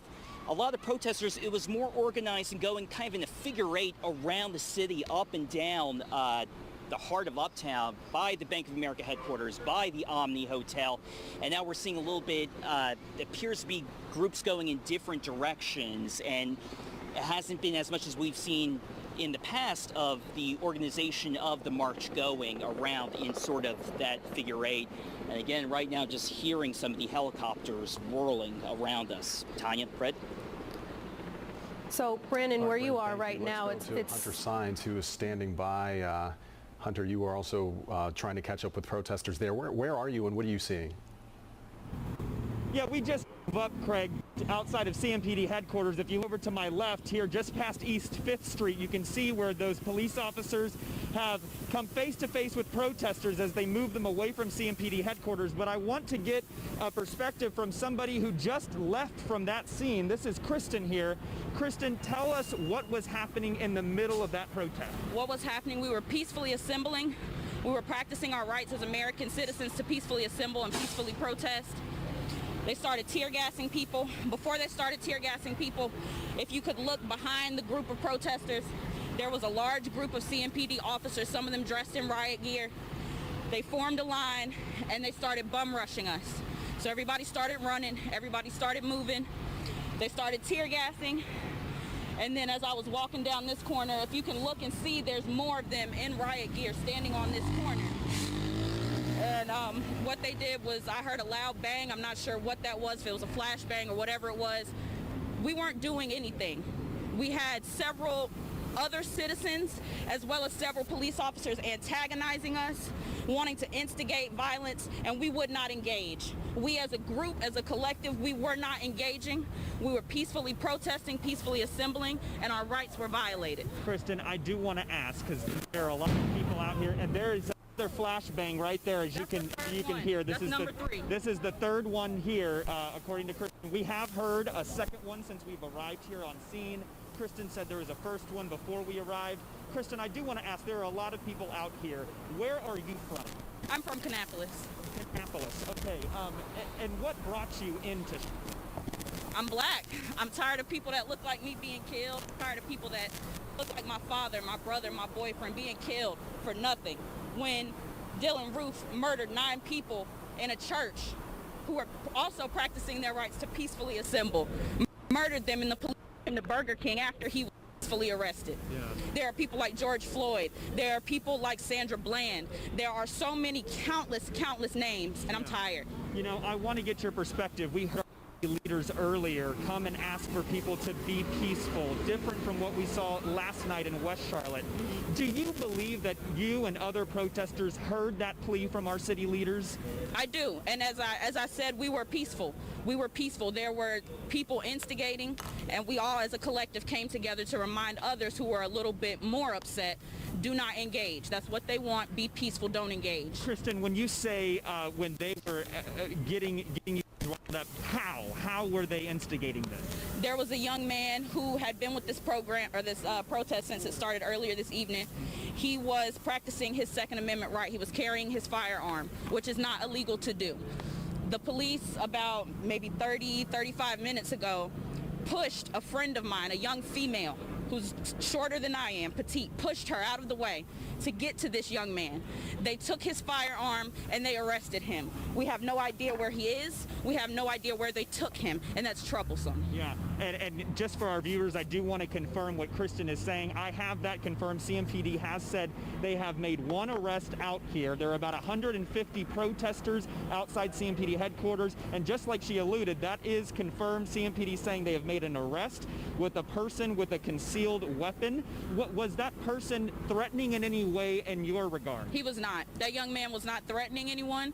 That young man was minding his business. He was peacefully protesting. He was not breaking any laws. It is not illegal in North Carolina to carry your firearm when you have the correct permits. I know this young man personally. He has the correct permits. What is illegal is infringing upon the rights of American citizens, which is what Charlotte-Mecklenburg Police Office is doing right now, and they have been doing all evening. Kristen, I want to ask you while I have you here, and thank you for your time. What do you hope comes of this? This is clearly messaging to CMPD, your voices wanting to be heard, but what action do you want our city leaders, our police department to do to help this situation? I personally do not think that city leaders, that police officers, I don't think they give a damn about us. So I don't think that any action taken on their part will be in the benefit of my community. I think that this is on our shoulders. It's on our shoulders to financially support ourselves, to educate ourselves. Excuse me. So, and of course, this is a very rapid situation, so we want to apologize to anybody. Kristen has been very appropriate here and respectful to us. Kristen, as you were saying, it doesn't sound like you're very hopeful, though. I'm hopeful for my community. I'm not hopeful that a system that was built on our backs. I'm not hopeful that a system that has continuously chosen to oppress us, I'm not hopeful that they'll change overnight. I'm not hopeful that they'll change in November with a changing of hand in the White House. I'm not hopeful for any of that. I'm hopeful for my people. And Kristen, I do just want to take a moment. You can see police with their riot gear crossing over North Davidson from the CMPD headquarters towards the protesters who are right there. And you do hear some of those pepper bullets that we have seen. We saw that last night outside of the Metro Division, Fred and Tanya. And we are going to walk that way. Kristen, thank you for your time. We're going to get to the scene. Kristen taking time to give us a first perspective. Okay, it sounds like we lost Hunter's microphone. If you just now joining us, or if you were listening, he was talking to a woman named Kristen from Minneapolis who says she saw tear gas being used, and she used words like bum rush and instigate and antagonize to describe the police action that she's encountered during these protests. What you are seeing in your screen now, these are the images of I think, police crossing North Davidson from the law enforcement center. They have confirmed that they have arrested one person with a concealed weapon. The young lady you just heard from, Kristen from Minneapolis, said she knows the young man, says that he is complying with the law. He has a concealed and carry permit. He legally owns a firearm. He was doing nothing to violate anyone's safety or violate any law when police took him into custody.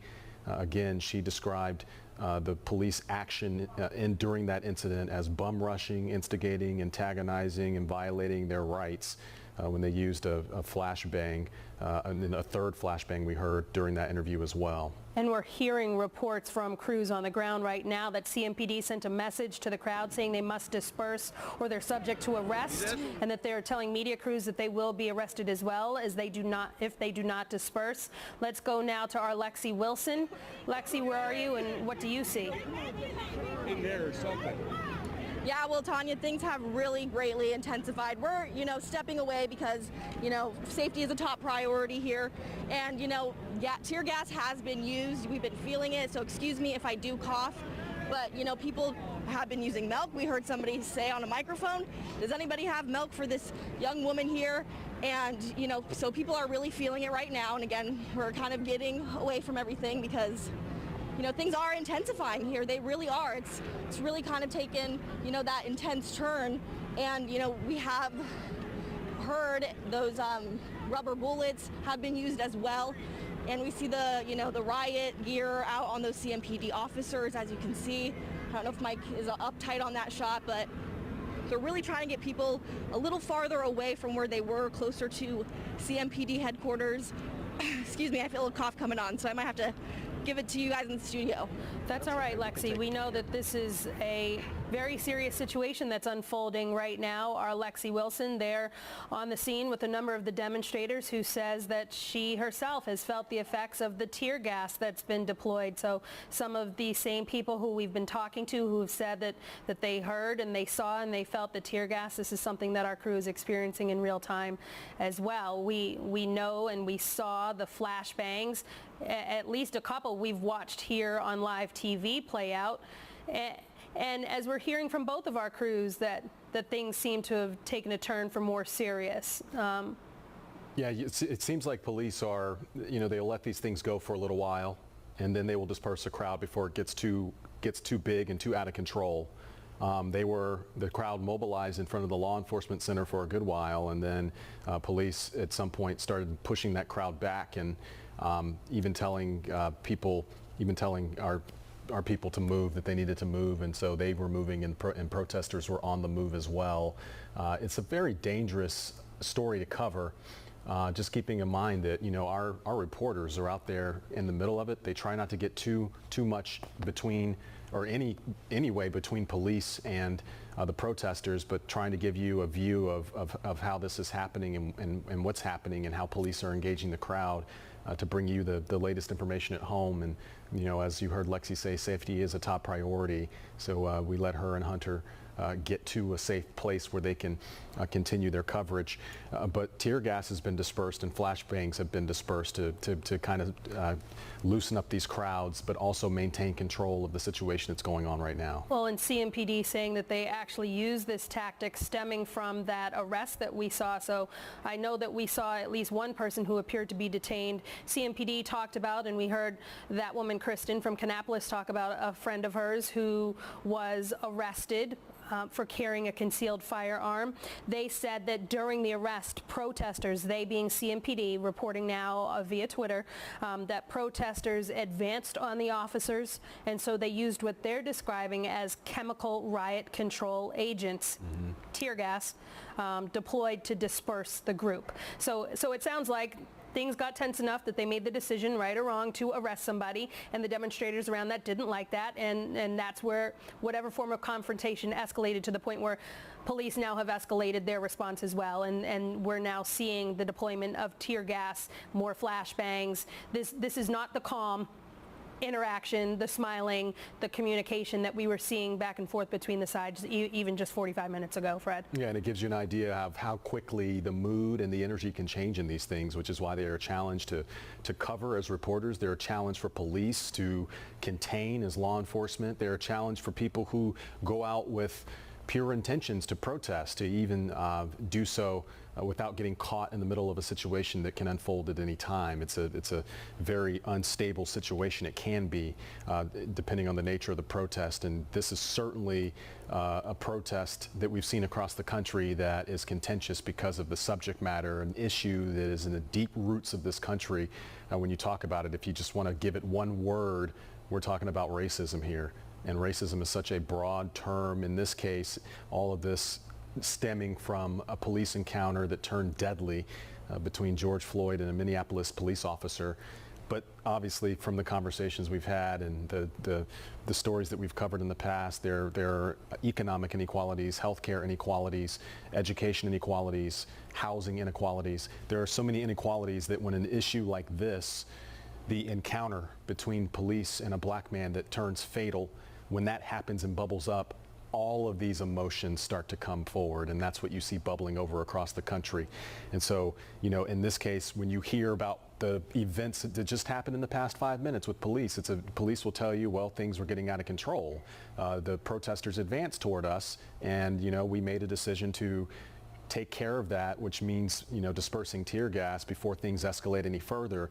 But then you'll hear from protesters who will say, well, they, you know, they instigated or they antagonized us or they violated our rights.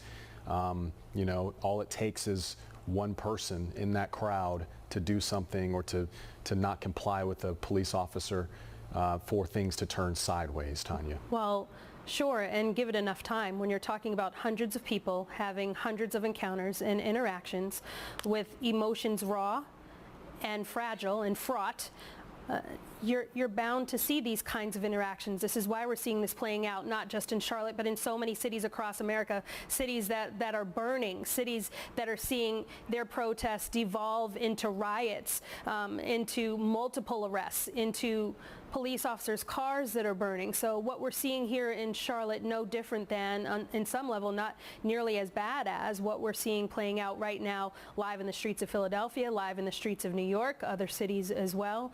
This hurt is a universal hurt, and the message is a universal one, and that is one of being tired and fed up and ready for some kind of change. And you will often hear the quote, and I'm going to paraphrase it, that demonstrations are the language of the unheard. Mm-hmm. And there are large segments of our country who feel unheard. And what we are seeing right now are their voices playing out on live television. And you heard the mayor talk about that actually earlier this afternoon. The mayor, Vi Lyles, talking about how she is willing and ready to hear what people have to do, but she also wants a protest to take place that we can all be proud of. Also, Braxton Winston, who was arrested, leading the charge and making sure that people are doing so peacefully. Listen. And you have the right to protest and to do it in a way that you can hold your head up high and make a difference. I want them to know that if they have concerns, if they want us to do something differently, that we're open to it, that we're looking at it. There's nothing beyond our scope and ability to do in this city if we have your support and help to do it. And he said they need a leader. They don't have any leadership out there right now. So he told me to go. He told me he'd take care of his sisters and just come back in one piece. And that's what we've heard from some of the leadership there on the ground. We want to check in now with our Hunter Sines, who had been on the move earlier. Hunter, I hope you're in a safe place, first of all, and kind of fill us in on what's going on where you're standing. Yeah, we are here with Sam, of course known as the Jesus Saves guy. We have heard his rally out here. He was over with us at the Metro Division last night. Sam, you are always out here preaching Jesus Saves message to this community here in Uptown. Yes. What are your thoughts of what's happening in the Queen City? Well, we got a beautiful city. We got a beautiful community, and this is a nice platform for us to come together as a community and love each other and show the world that we're not going to tear our city up. We're not going to hate and kill each other. We're not going to shoot and loot. We're going to love each other. This is a wonderful opportunity for us to come together. Yeah, you know, you saw what happened over off of Beatty's Ford Road yesterday. Right.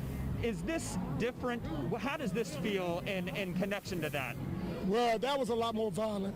It started off peaceful, but then as it got dusk, it started just looting and shooting and all kind of chaos. I seen the police getting beat up and everything. But I'm here to just say that Jesus is the answer. And guys, we got a lot of young folks in our community, a lot of young folks out here tonight. And we need these young folks. They got a lot of energy. They have a life. They have a voice. And they need to lift up their voice now. And even if you don't understand Jesus and love him, we all need love. We all need respect. We all need peace. We can at least share those things with one another. Sam, you have been up on the front lines in between protesters and police and riot gear. You have been that divider.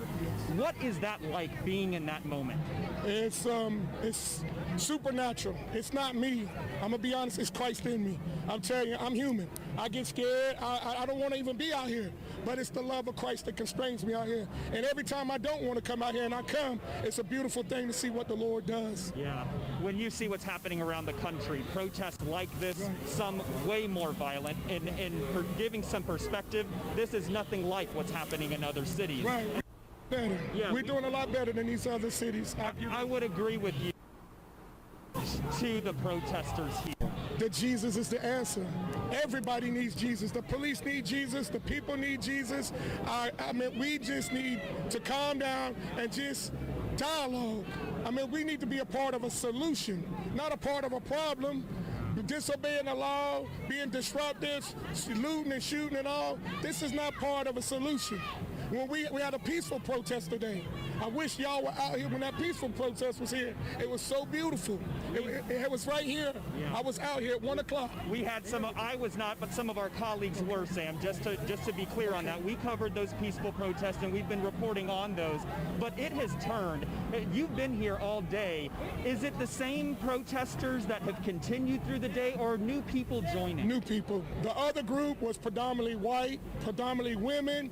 Blacks came, but that was a beautiful protest. It was peaceful. And then at the end, they walked over here, blacks, whites, everybody came out. This group is more younger, and I understand them. I was young once. They got a lot of energy. They got a message. I feel their pain. I feel their hurt. I'm out here. But my message ain't Black Lives Matter, hands up, don't shoot, F the police. My message is simple. Jesus saves. This message is going to be around for years. We need to start loving one another. And it ain't just black life, it's all life that matters. Yeah.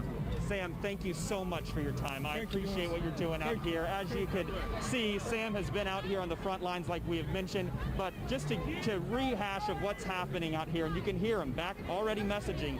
You can see we are here on the intersection of South Davidson and North Davidson, outside CMPD headquarters. There has not been a whole lot of action since that the first flashbang that we heard.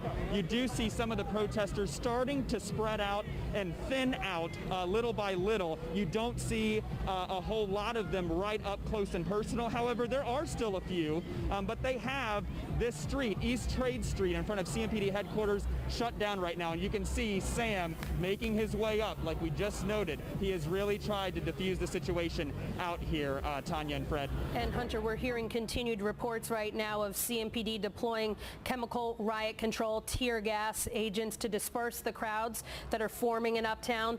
We're hearing reports supposedly from CMPD saying that protesters are throwing bottles and objects at officers. And we want to take you now to pictures out of Raleigh, where there's a disturbing scene that's emerging there as well. Our partners, WRAL, are reporting that demonstrators there have begun looting and also setting fires in the city.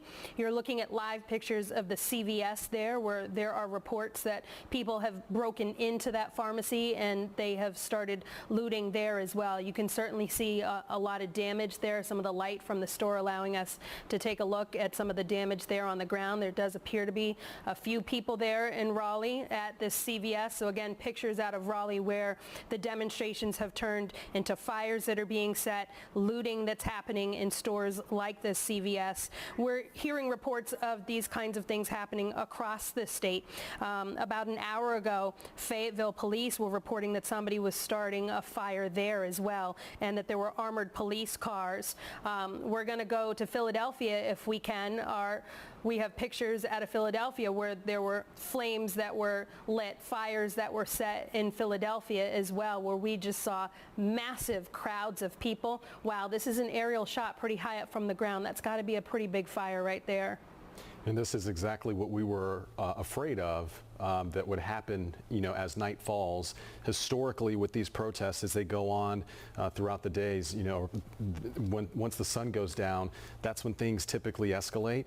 When you think about the Keith Scott protest in the past, and you think about other protests across the country, we see the most severe property damage in the evening happening, and that is why it is so important for police to maintain control as nightfall happens, and why you see them trying to disperse crowds and contain them to get a handle of the situation. That's a challenge, though, Fred, because, when you have large crowds of people gathering in one part of town, and so you have large concentrations, therefore, of police gathering in large parts of town, that leaves other parts of town exposed. We saw this last night with what happened at North Lake. So we didn't see large crowds of demonstrators happening there. So you had the two buckets of people, if you will. You had the demonstrators, you had the protests that were happening, and then you had smaller groups of people at places like North Lake who were then going and damaging some of the stores there. The H&M damaged, the Macy's looted there as well. Let's check in now with my colleague Brandon Goldner. Brandon, where are you? What are you seeing where you are? Hey Tanya, so we're on South Davidson, East 4th. We just came from Romare Bearden Park and coming down to CMPD headquarters. We're about a block away near the government center. Right now we still see kind of that line of protesters as they're coming around. It was a bit difficult for us to get here. As we were driving around, we saw a lot of the CMPD officers lined up surrounding the headquarters, many of them in riot gear. They had the vehicle barricades out right now. A lot of the police cars are blocking several of the intersections around here, and let's just see, there looks like there's people walking around, some movement, a lot of chanting right now, but police officers have blocked a good perimeter around the headquarters, not just directly in front, but several blocks around. And starting to get a little bit of whiff as we're coming down here, getting a whiff of some sort of irritant in the air, probably from the pepper ball guns that we've been seeing being deployed, the chemical agents. And I mean, even just the distance away we're at right now, I can start feeling my eyes starting to get a little bit tearing up. Right now we're seeing it's just from the distance we're at right now, a lot of people with signs, a lot of people gathering. It looks like they are walking towards a little bit closer to the north side. A lot of people with flags and really a diverse crowd of people that we're seeing out here right now. Do you feel comfortable? All right, so we're going to start going. We're going to go up a little bit more. Just want to make sure we're good to go. So we're going to start walking up a little bit more. We still have the CMPD helicopter with the spotlight waving around as we're walking up, seeing a little bit of people starting to walk up right now. Let's see, right over here. Yeah, this is once again right up here over the CMPD headquarters, where this lineup right now of officers and protesters, a lot of them with signs, going to try to get a little bit. Oh, all right. Yeah, please be careful, Brandon. We'll let you guys go. Please get somewhere safe. We're going to take a live image as Brandon is getting a safe position there and show you these live images coming out of Los Angeles. And this is a fire that is happening now, burning, we presume because of protests going on there as well. Remember, they are 3 hours behind us, so 7 p.m. after about 7 p.m. there. And again, these hours are the hours that keep law enforcement the busiest when these protests have happened historically. It's what we've seen all week, and that's what's happening in Los Angeles. I want to check in now with our Hunter Sines, who is seeing a scene escalate near him. Is that right, Hunter? Yes, that is correct, Fred. Things definitely escalated here. We saw bottles being thrown from the protesters. We have retreated back a little ways. People started to scatter. We had flashbangs that started to be detonated and thrown into the crowd, and the crowd started to disperse. It was with that tear gas, and now you hear even more. I can't see, of course, with behind me as I'm reporting here, but I did just want to get in right here to say that this crowd has dispersed. Sorry, people, of course, are coming up on us here, and we want to be as safe as possible. But police have moved from their blockade, their human blockade, along North Davidson, right outside of CMPD headquarters, and they moved to now block off East Trade, facing our camera right now. If you can see a line of police, and there is another line coming up, marching up behind them in their riot gear. I will say this front line is very thin, but we have an entire almost platoon of CMPD officers marching up East Trade Street to be reinforcements, and you can start. I'm starting to get some of that gas in the air here. I am still good though to talk with you guys. But something forced this to escalate. I didn't hear of anything, any like uproar in the crowd, but all of a sudden we heard it and we turned around and people were dispersing, Fred. Yeah, wow. Well, in a situation like that, Hunter, we certainly want you to be careful. The other images that we're seeing on the right-hand side of your screen, that's our Brandon Goldner. Before we came to Hunter Signs, Brandon was giving a report and we saw people running toward his camera behind him, and we told him he needed to take cover. But now this is a look at his camera. It looks like people are no longer running, but it looks like maybe someone had fallen or gotten injured during maybe as people were running away from action, and that's what you're seeing right now, crowds of people surrounding what appears to be a woman who may have suffered some injuries due to all of the running and the melee that we're seeing at this hour. Again, this is the very thing that police are most concerned with. I know folks who are who are critics of police in a situation like this will say, well, why are they so aggressive? Why are they doing this when people are trying to protest peacefully? And the police will tell you that, well, when people don't follow our commands and they don't comply with crowds dispersing, then they have to take action, because what they don't want to do is get the crowd out of control, because that's when looting happens, that's when damage happens to property, and you know, it's not obviously everyone in that crowd, but there's always someone who's trying to do something, and that's what they're trying to do typically in a situation like this. But obviously it's causing a lot of confrontation and you know, what we're seeing right now. Is Brandon's mic hot? Can we go to Brandon, and can you give us an idea of what's going on around you? Yeah, so we had a lot of the chemical agents that were dispersed, and a lot of people just came excuse me, running towards us past the government center. You can see the line of CMPD officers, how they advanced forward as people were running away. They are now heading toward down South Davidson, past the government center, towards the area of 277. We saw one young lady who had to get milk poured on her because of the strength of the chemical agents. We weren't even near where this chemical agent was dispersed, but just from the spread of it through the wind. Still a lot of chanting, a lot of people still out here excuse me, protesting. You're seeing a lot of people more so going down South Davidson right now. So give me 1 second. I'm going to put on a face mask real quick, just to control breathing. But again, right now it's still, we're seeing as they're advancing, we see a lot of the officers, and hold on, turn over there. So you see a lot of the officers, see some of their vehicles, their mobile vehicles that they have right now. A lot of them appears they are gathering up, not 100% sure which direction. It looks like they're now heading facing towards the arena right now, where Spectrum Center is. They're lining up their officers right over on that side.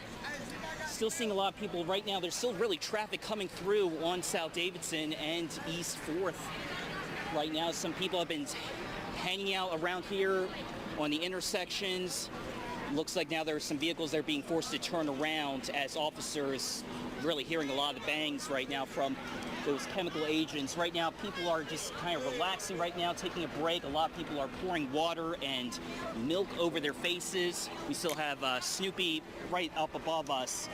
Right, it obviously kind of happened very quickly. We were fairly far away, my photog Adam and I, when all of this happened, and people just started bum rushing, coming straight through, trying to avoid the chemical agents. And right now we have people outside the government center. Again, many people struggling and trying to take in the milk, take in water, trying to get a chance to breathe. A lot of people with signs. Also important to know, a lot of diversity out here, combination white, black, Hispanic, a lot of excuse me, a lot of people out here right now, and you can see a lot of people have their makeshift milk and water bottles. A lot of the milk that we're seeing that's being poured is coming in through water bottles that people have, and a lot of them are pouring out right now. A lot of people on their phones right now. So things have started to Yep, things have started to calm down a little bit. Police are still up ahead right now, so we'll toss it right back over to you all. Yeah, things definitely getting more tense as the evening goes on. We're hearing reports that people in the crowd are throwing bottles and objects at officers. CMPD reporting that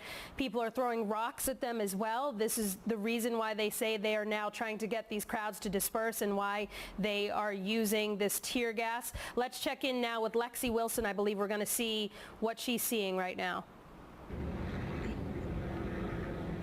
Yeah, well, Tanya, crowds were dispersing, but they seem to be kind of going back towards this area. Take a look as people are gathering around that fence. Again, this is near Trade and Davidson. Those cops, those, CMPD officers are still in their riot gear. And the thing that we've noticed out here, we are in a parking lot kind of taking our distance away from everything. There are still people showing up. People are in their cars as well. When the tear gas was going, they actually rushed to their cars kind of to protect themselves, I could say. And as you see, this man is riding up on a bike. People are still arriving. People still want their voices heard, even though things have intensified. But right now, it seems peaceful. People are just kind of standing by. And of course, they're on that social media. People are doing Facebook Lives. We see a man in front of me. He's doing a Facebook Live. And we, of course, are hearing a lot of people just wanting to have their voice heard. Of course, Floyd is top of mind tonight, and it looks like we're trying to get a gauge of what's going on here. It looks like the flag may have unfortunately been flipped upside down. That's really sad to see out here tonight. People are still coming out, and I can actually sense the sadness and the frustration here. That is kind of the vibe that we're feeling. It's definitely something that I've never seen, to be honest. All right, Lexi, definitely some images that are tough to watch that are playing out right now in the streets of uptown Charlotte. Let's check in now, if we can, with our Hunter Signs, who's not too far away from where Lexi is right now. Hunter, what are you seeing from your vantage point?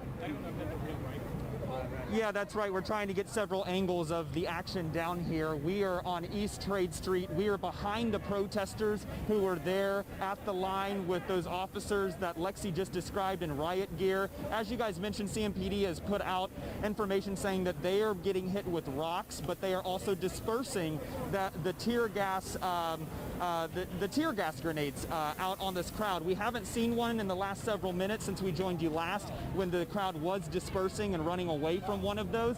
But this is the scene here. We wanted to keep our distance, of course, in case more tear gas is thrown. We have an easier way out of here. But this is the scene. Right now, it's like last night, Tanya. It comes in waves. Sometimes you have protesters that are quiet and silent, and then something will spur them up to where they will start chanting. And then something will spur it'll escalate more to where rocks and bottles are being thrown, and then those flashbangs are being thrown in their direction, Tanya. Right, so you ride that roller coaster, that momentum, and that's a challenge to navigate, the highs and the lows of it all, and you hope that this will eventually balance out into some kind of a middle ground. Right now we're not seeing that play out. We certainly saw some of the peaceful interactions happening an hour and a half, 2 hours ago. It's becoming a lot different as night falls. We heard one of the people who I believe Hunter spoke to said that the crowd has changed as well, that as it gets later, we're starting to see younger and younger people. I want to, if we can now, bring in Sheriff Gary McFadden.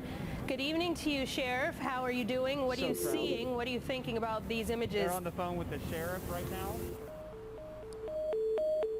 All right, we just lost the sheriff, so we'll try to get him back on the line in just a moment. Fred, you spoke to him last night. Do you want to jump in for a second and tell us about the things that the sheriff was talking about last night? Yeah, you have to understand that Sheriff Gary McFadden, if you don't know who he is, he's a retired CMPD police detective, and had a reputation, still has a reputation, for being a man who is on the ground, knows people's faces and names in the neighborhoods, in the communities. So, one of the things that I talked to him about was how leaders, how they know, the community leaders know about what's happening here with protesters, and people who actually live in these communities, live in our neighborhoods, how they're participating, and they know faces that are not familiar when they see them in these crowds. And we were talking about that, and talking about the agitators who go to some of these protests that we've seen across the country, who are some of the main folks we've read about who are causing the most trouble and the most confusion. And he said that a lot of times what they do is they like to go into those crowds and they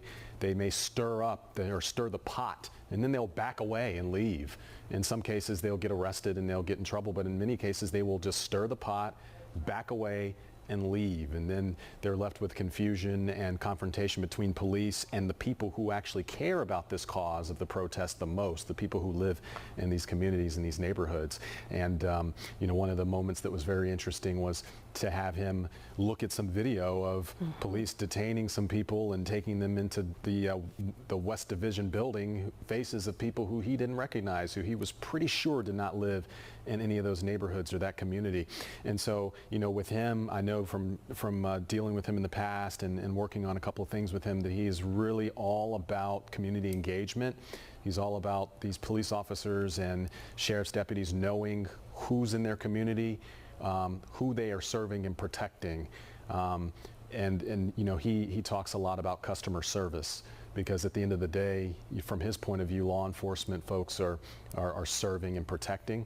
And so it'll be interesting when we get him on the phone to see his take on what's transpired today, because again, last night when we were talking, and not just the sheriff, but some other leaders who we talked to who were on the ground, they have their ears to the ground, they weren't familiar with some of the things that were happening, some of the gatherings that were happening yesterday. So, that's one of the things that is very important for the police to keep tabs on. That's why they try to build these relationships, so they're not caught off guard. And we have watched this sheriff try to uplift members of the community at times of unrest and just day to day. I have seen the sheriff work now with a number of young people in our community. Sheriff McFadden, I understand we have you back on the phone right now, sir. I want to talk to you about what you're seeing unfold in the streets of Charlotte and how you're feeling about what you're seeing.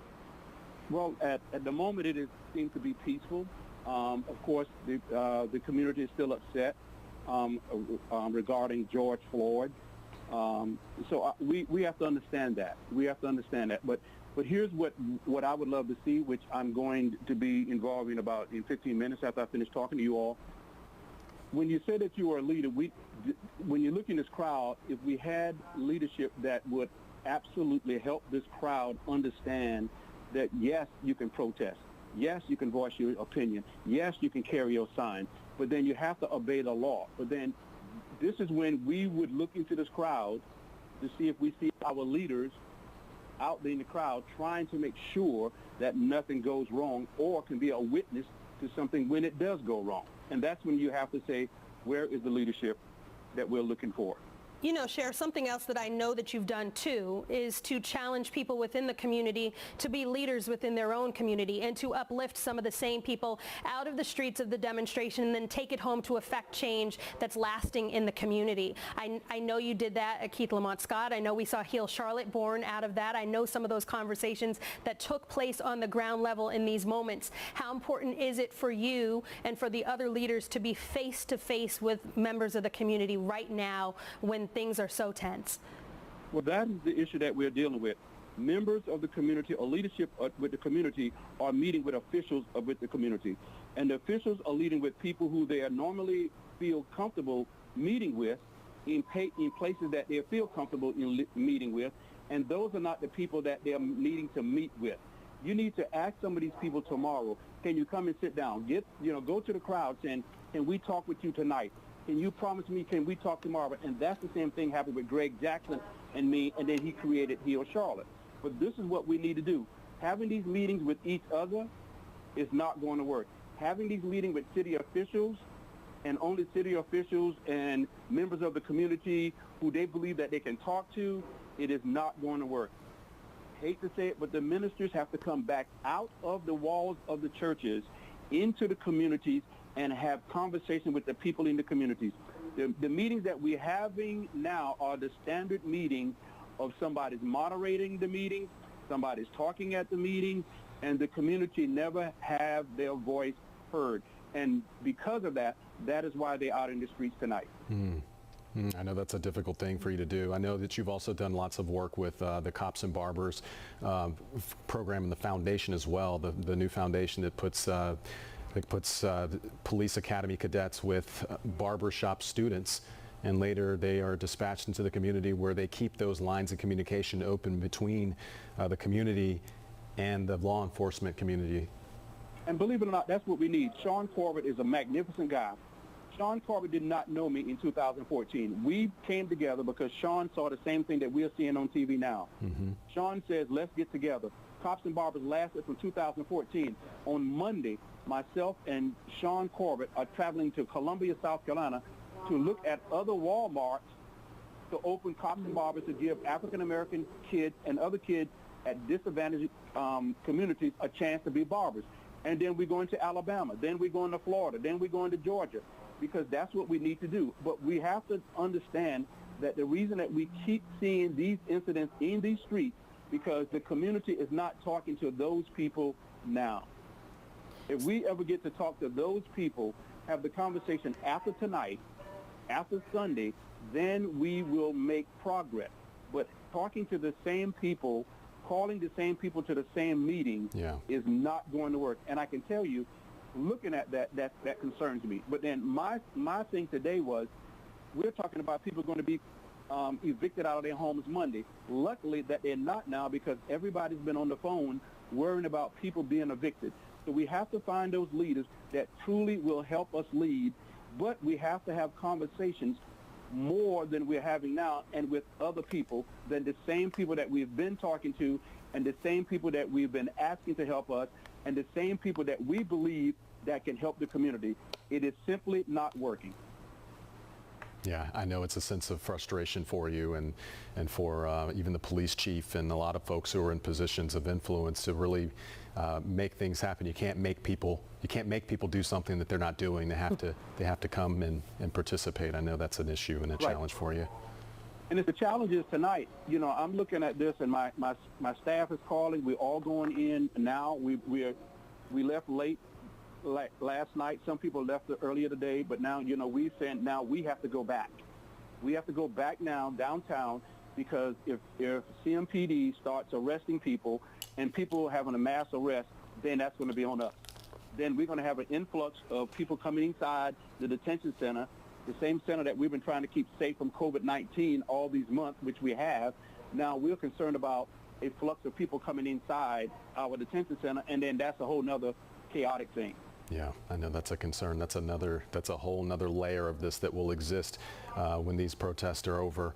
Gary McFadden, the sheriff of Mecklenburg County, we thank you so much for talking to us once again on this second night of protest in Charlotte, and also for the service you do in the community. Thank you very much. Thank you all so much. And if you've been following us and watching us for the past hour and a half or so, maybe longer than that, I think it's been maybe 2 hours, we've been following the latest developments with protests here in uptown Charlotte. Things escalated after a day of peaceful protest in various locations: Marshall Parks, CMPD headquarters, the Transit Center, also Romare Bearden Park. Things were peaceful for several hours, and then at about 8 o'clock things escalated just outside of I-277 and 4th Street. That is where protesters made their way onto the expressway, and police formed a line and in order to de-escalate the situation, started getting people out of the way, and that's when people started going in their various directions. And what you see unfolding tonight, what you've seen unfolding the past 2 hours, followed. Can you say one more time? Okay. What we've seen the past couple of hours is what's unfolded ever since that encounter happened on 277. I want to bring in Hunter Sines, who has been on the scene all day, actually. He's been following the movements of protesters and the police officers. Hunter, what are you seeing, and where are you? Hey there, Fred. We are on East Trade Street still, and just minutes ago we actually saw the crowd disperse and rush this way. We didn't hear any of those flashbangs that we have heard throughout the whole time, and of course people coming behind us and everything, but we do want to just let you know, I'm sorry, I'm trying to get away from the flames there. We do want to let you know that just minutes ago, before you tossed to us, the crowd dispersed, as I was saying, and we did not hear any loud ruckus. We did not hear any flashbangs being thrown. We didn't see anything except for something on the front line got the entire crowd of protesters to run back on East Trade Street here in Uptown. They again, it ebbs and flows. People run back, then they go back to that front line. Police have not moved from blocking off East Trade for about the past 20 minutes, I'd say, since they moved around from CMPD's headquarters off of North Davidson. But that's the very latest now, because a firework is going off behind us. Okay, Hunter, get to a safe location. Yeah, this has been a pretty unpredictable scene there. You can see from his camera shot there, it looks like, yeah, fireworks going off. You know, you have to really be aware, and that little incident just there that you just saw with Hunter, that's exactly what it's like to cover these things. You don't know what's going on. Your photographer usually is there who you know, can see things, and then the reporter's looking toward the camera, and the photographer can't see behind himself, and so they're constantly watching out for each other. Hunter, can you tell us what's going on? Yep.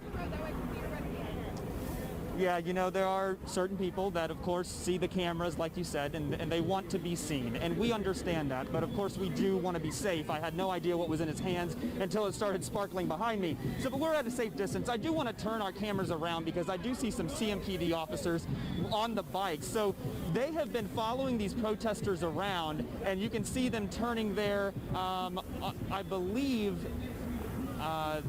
that is Caldwell. Yeah, that's Caldwell Street. I'm trying to get my location, geographic bearings here. But we've seen that as they try to guess where protesters are heading next to try to block off certain intersections to still keep traffic moving in the city of Charlotte. But as you can see behind me, we have moved a little bit further back. People still are out here. This is still a very active situation where protesters are on the front lines with police in riot gear here on East Trade Street, just outside of CMPD headquarters. We have not heard any flashbangs in probably 20 to 30 minutes now. Things have stayed calm for the most part here, but we are just waiting. I hate to say this, but we are waiting for, it's just a matter of time in these situations before they start running like this. And here they start running again. Fred? Yeah, get somewhere safe, Hunter. Thank you for that report. Yeah, get somewhere safe. That's exactly what happens. You have to monitor the mood. All it takes is one person to change the fluidity of that situation. And it's like, you know, anything else that can be moved in a second, something that can be turned on a dime. That's how the move and the action is during a protest. And, you know, our reporters and other journalists out there, they're doing double duty really when they're covering something like this, because you know, these are tense moments for police, for everyone involved. Okay, it looks like we have an image here of someone who is being detained. A couple of people there in the middle of the street being detained by police officers, and you know, that's what happens every time we see a clash of officers and protesters. That's what we see. And this is the thing that Sheriff McFadden said that he did not want to see. We've already heard of a couple of arrests that have taken place. Let me check in now with Lexi Wilson out there live on the scene. Lexi, what you seeing? Yeah, I mean, take a look. It seems as if some people are being detained. There is a man there on the floor. Take a look at that. Again, it's a very active scene out here. Oh, give us 1 second to get in a safe spot. Looks like. Okay, let's get off of that shot, and that's one of the things that we deal with during live television coverage, and obscenities in the background. We put the audio down there as Lexi gets into a safe location.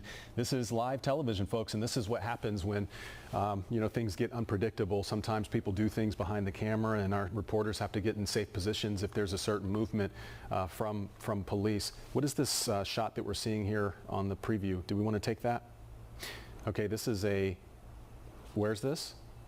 Okay, this is our Brandon Goldner. This is his shot where you see a contingent of police officers on bicycles. They create these lines to kind of dictate the parameters of where these protesters can go, and that's what they do. That's why they follow them around. That's why they're on bicycles, and that's why they form these lines to control the crowd, to control the route, to keep them in and away from certain areas, contained to certain areas. And you know, anytime that they violate that, or police tell them that they need to back down or go in a different direction and they don't, that is generally when we see things go a little sideways. You know, we often talk in the field about the importance of keeping your head on a swivel.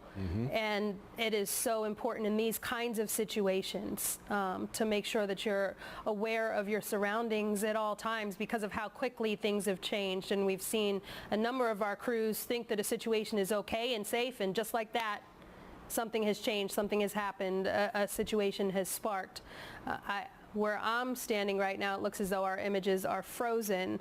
Okay, it looks like we're back up again, and it looks as though we're watching more people who are being detained. We heard reports earlier tonight of at least one person who was taken into custody for carrying a concealed firearm. We're seeing more people being escorted away right now.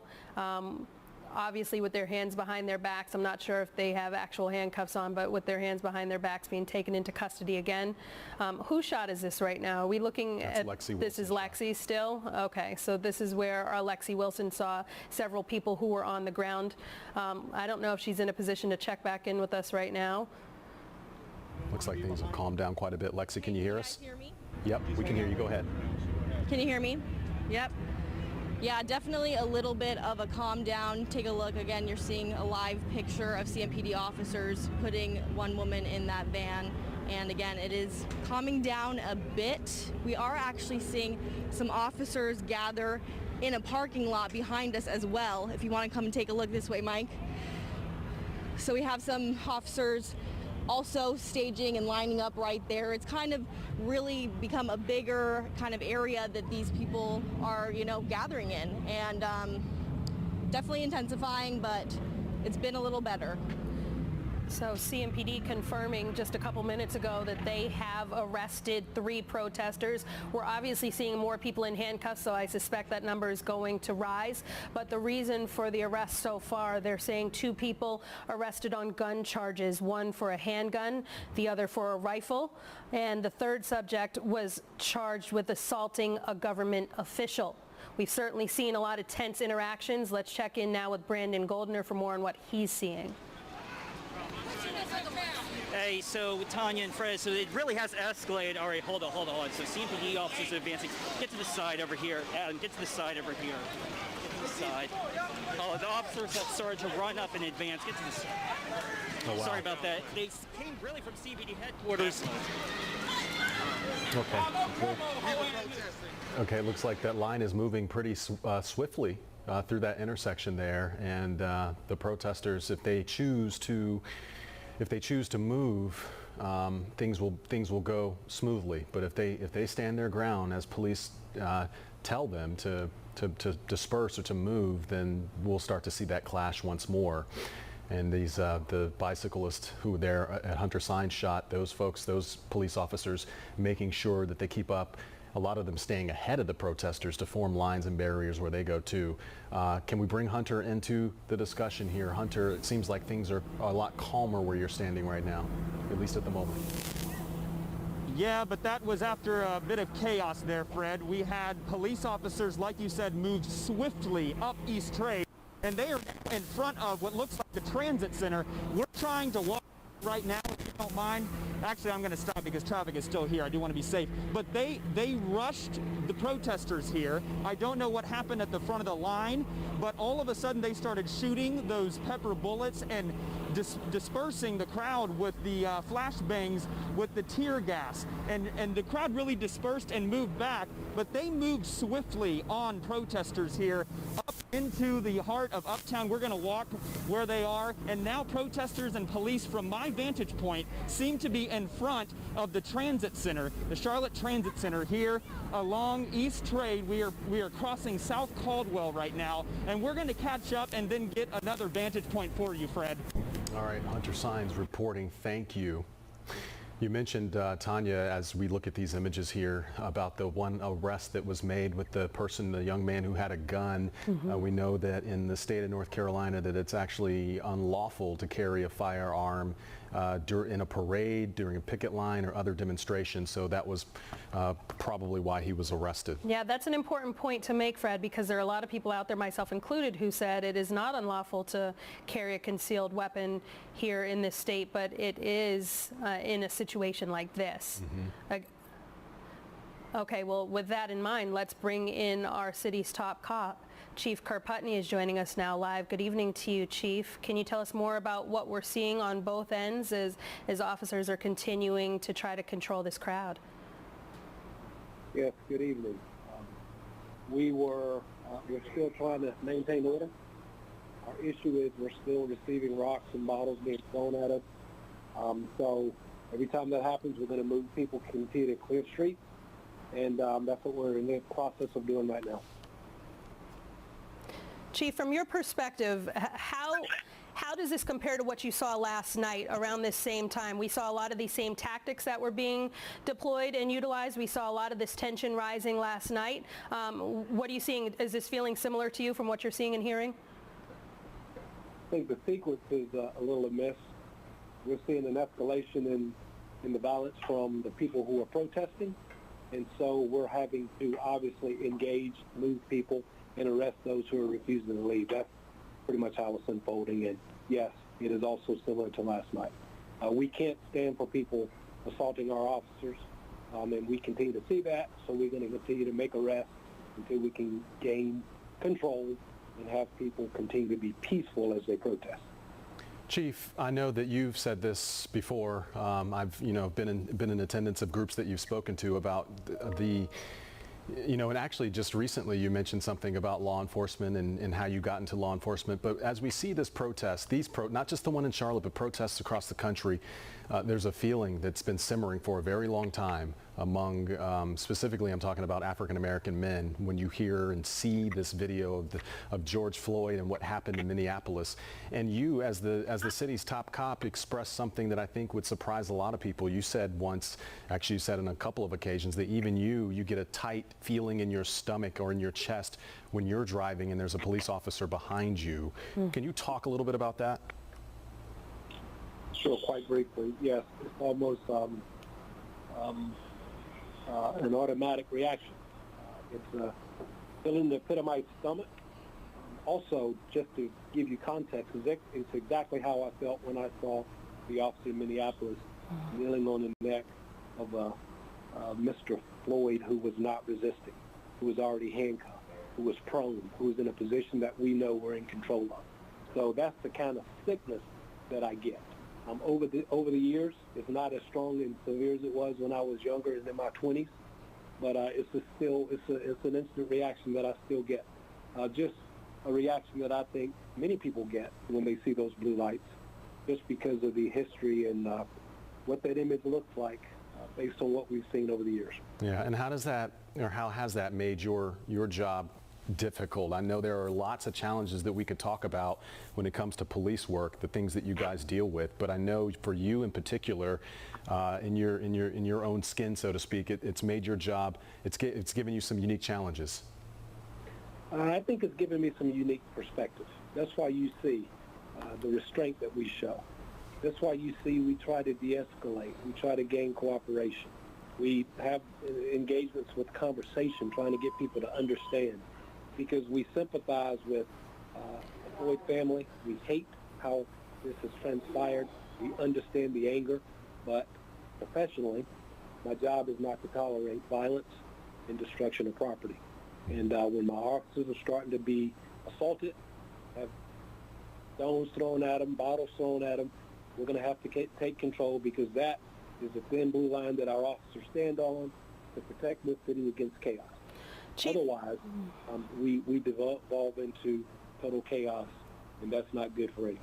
You know, Chief, I know one of the cornerstones of your leadership has really been about community engagement and so much work that is done in the neighborhoods day in and day out. Do you worry that some of that work is eroded when we see a situation like what happened with Mr. Floyd? What I can tell you is it makes our job harder, but we're making relationships that are deep. This isn't surface level. I keep saying that. What I saw tonight was someone who's engaged with us in our ambassador program, protecting our officer in a vehicle that has been surrounded. I wouldn't have seen that years ago. So to act like this is going to sweep all the work away, I have confidence that it's not. There's more work to be done. I applaud people who are stepping up, doing this the right way, who also see us in a different way. So the work is not in vain. We just got to right now get control, because we're not going to let our city devolve into chaos. So yes, it makes it harder. Does it erase all the work? Absolutely not. That is tangible evidence of the work that we're doing and the dividends that they're paying.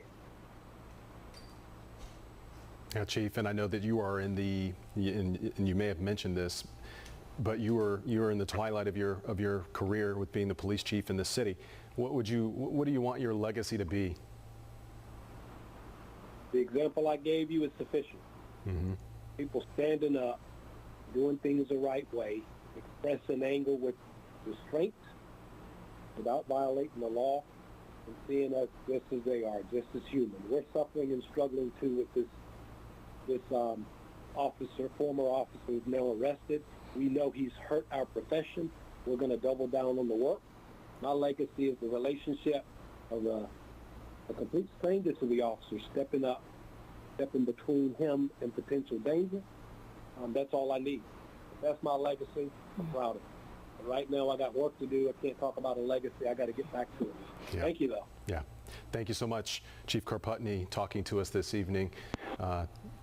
Charlotte's top cop talking about the challenges that he and his officers are facing in these hours. And also, that's the other thing, too, that we haven't mentioned, that the actions that took place that I don't think there's much agreement over at this point, how egregious they are, and egregious is probably not the right word. I know they were horrific, really, of what happened to George Floyd. There's little debate on whether it was necessary, the force was necessary, but we definitely know the outcome.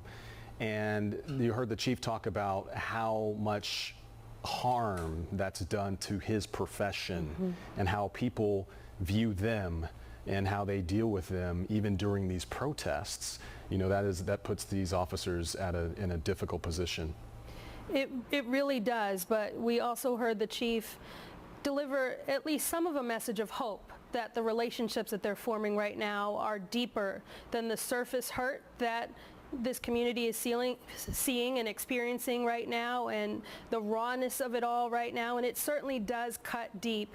And the chief is really banking on hoping that the relationships are deeper and that we will mend and heal together. It's obviously challenging when you have both sides accusing the other of intolerable behavior. You have the demonstrators who are saying the police are arresting us without cause. They are deploying tear gas on us when we were gathering peacefully. And you've heard the chief say it himself, and we've heard reports of, and we've seen indications that people in the crowd are throwing bottles and rocks and other objects at the officers.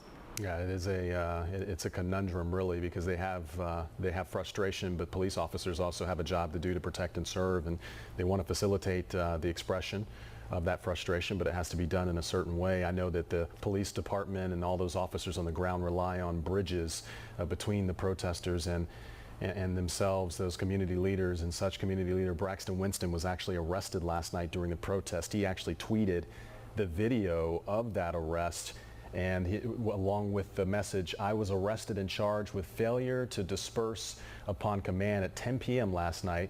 I was held on a $1,000 unsecured bond. I was released at 1 a.m. I went to Beatty's Ford Road in my official capacity as city council member at large." So, these are the types of things that we're seeing, and of course, this probably doesn't, this may not help the situation as well, the optics of it at least. No, it certainly doesn't. Images that are tough to see. Councilman Winston saying that he will have his day in the justice system to talk about the things that he was doing, the reason why he was down there. We certainly heard from him about his reasons for being there, and he told us that his reasons were to stand there in that gap between the police and the demonstrators so that he could try to prevent any harm coming to either side.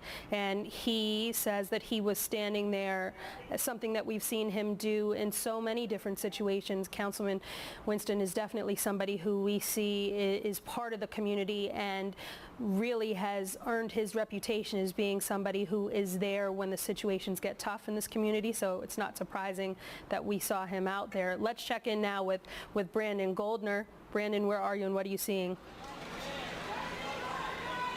Hey, we're right now near epicenter. You have the George Floyd hashtag. We have officers advancing. A lot of people, there's a lot of construction out here. A lot of individuals were grabbing the fencing and trying to do a barricade. That's when they threw flashbangs. You have people tossing cones right now, really just as makeshift barricades as officers are advancing right now. All right. There we go. All right, we're going to move up up a little bit more. They're using flashbangs to disperse. All right, as our crews get in a safe position, you just heard flashbangs go off and Hunter Sines is shot there. And Brandon Goldner here, his shot, where you see that police line moving, and it looks like some folks standing by, but things are moving, things are happening. This is a fluid situation. It's been all night ever since the encounter on 277 earlier this evening. Yeah, we really have seen over the course of the last hour and a half or so, things go from what was peaceful, and we saw interactions and even smiles between some of the officers and the demonstrators down there, to moments that were just so powerful where we saw demonstrators on the ground hugging and praying with each other, to now the images that are harder to watch, the images that we're seeing of people who are wiping the tear gas out of their eyes, officers who are pushing lines and crowds of people back, people running and screaming. It definitely has a vibe of something that is a lot more chaotic and a lot more tense than what we were seeing not too long ago earlier in the evening. There's definitely a marked shift and a marked tone. I can hear it in our field crews' voices, frankly. Mm-hmm. Yeah, you can. And despite what we are seeing, you know, at least from the police department's point of view, from the chief who we just spoke to a couple of minutes ago, everything that you see them doing is in an effort to de-escalate the situation. They don't want these protesters to get out of hand being to be in different areas. They want them contained. They don't want them spread or scattered throughout uptown. And that's why you're seeing these police lines form to various streets. That's why you're seeing these officers on their bicycles get ahead of these protesters and form barriers so that they don't turn down certain streets. And that's why you see gas, and you hear commands, and you hear flashbangs when things when the protesters don't comply with police, because they really want the protesters to stay contained within a certain area.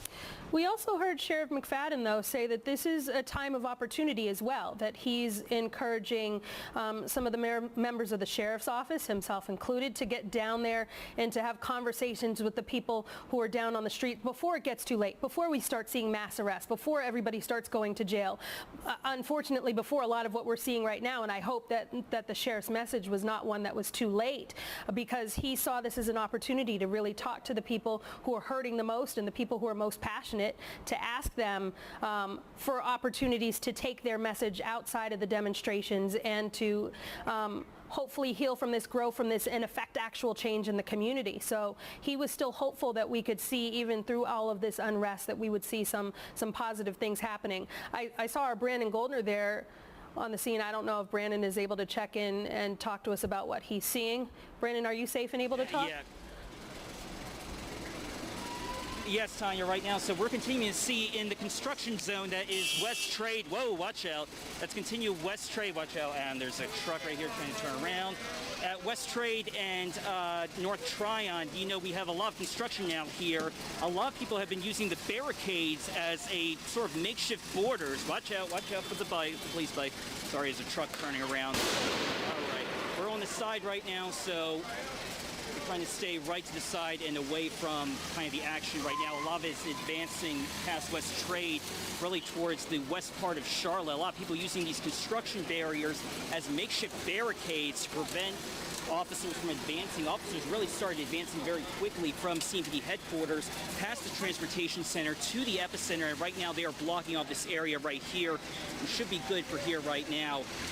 Right now, it's just been a very quick advance. The police bicyclists that were out over by CMPD headquarters, they've gone around and are now on the side of West Trade and North Tryon. Keep in mind, this is the heart of Charlotte. This is the third largest, third largest financial center in the country, and right in front of Bank of America headquarters, right in front of Wells Fargo, you're having these protests happening right over here. Right now, it looks like the officers and the bikes are moving once again. It looks like they're trying to push a lot of protesters away from uptown to the west side, towards where the U.S. Federal Courthouse is, the new Grand Bohemian Hotel that's out there. Now we have the officers moving some of the barriers. Watch out. It sounds like you have some loud noises. So it looks like they are now advancing down West Trade. They are trying to remove the barriers. A lot of people stuck in traffic right now trying to turn around in these tight corners.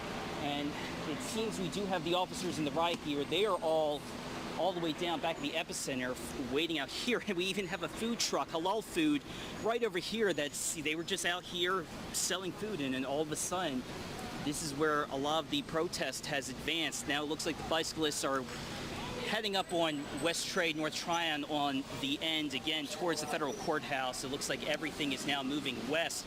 Officers grabbing their bikes and getting ready to move. It appears, give me 1 second, let me just swing around and see. It appears the officers in that riot line, they're all the way back still at the epicenter, maintaining their position. Again, we still have traffic, cars coming right through here and still feeling the effects of the chemical agents that had been put out by officers. I mean, even just far away, we can still hear it, can still hear the flashbangs and feel the stinginess of this gas right now. So let's see, we do have Snoopy, the helicopter, up in the air. It appears the officers on the riot line, they're still staying where they're at. It's really just a few people out here right now, and we still have some of the bike officers replacing some of the barricades. And really what was stunning is it was really when we got to the epicenter. That's when we saw some of the destruction, if you will, for lack of a better term. We saw people using fences to try to create those makeshift barricades, especially because we saw those officers in the riot gear, how they just came incredibly fast. It was frankly unusual, the hours we've been out here, and then really in a span of really 10-20 minutes, we're starting to see so many of these officers just advancing so quickly. And even still, traffic, still, we have people with dogs even. I saw one woman when they were dispersing some of the chemical agents, when they had some of the flashbangs out. I saw one woman had to literally pick up her dog and run away. You can see really a lot of people out here just here to see what's going on, it seems. A lot of people on their phones, and then it really been kind of accelerated, really. It's definitely a lot of younger people out here. As we were coming in, we saw some families that were leaving, and we still have the line of officers right over here that near the epicenter. They are maintaining their position. It appears they are now starting to, I guess they're probably going to try to split through and come through over here. I didn't even realize now that we're back over here. Take a look at the barricades that have been blocking out this area. It was just something that happened, frankly, very quickly. It was just not too long ago that my photog Adam and I, we were just driving through here, getting to CMPD headquarters, and now a lot of these barricades being used as the makeshift barriers. And we're still seeing around, we see some Charlotte firefighters that are around. We had seen some Charlotte firefighters behind the officers, many of them in their protective gear that really was bought and used for active shooters.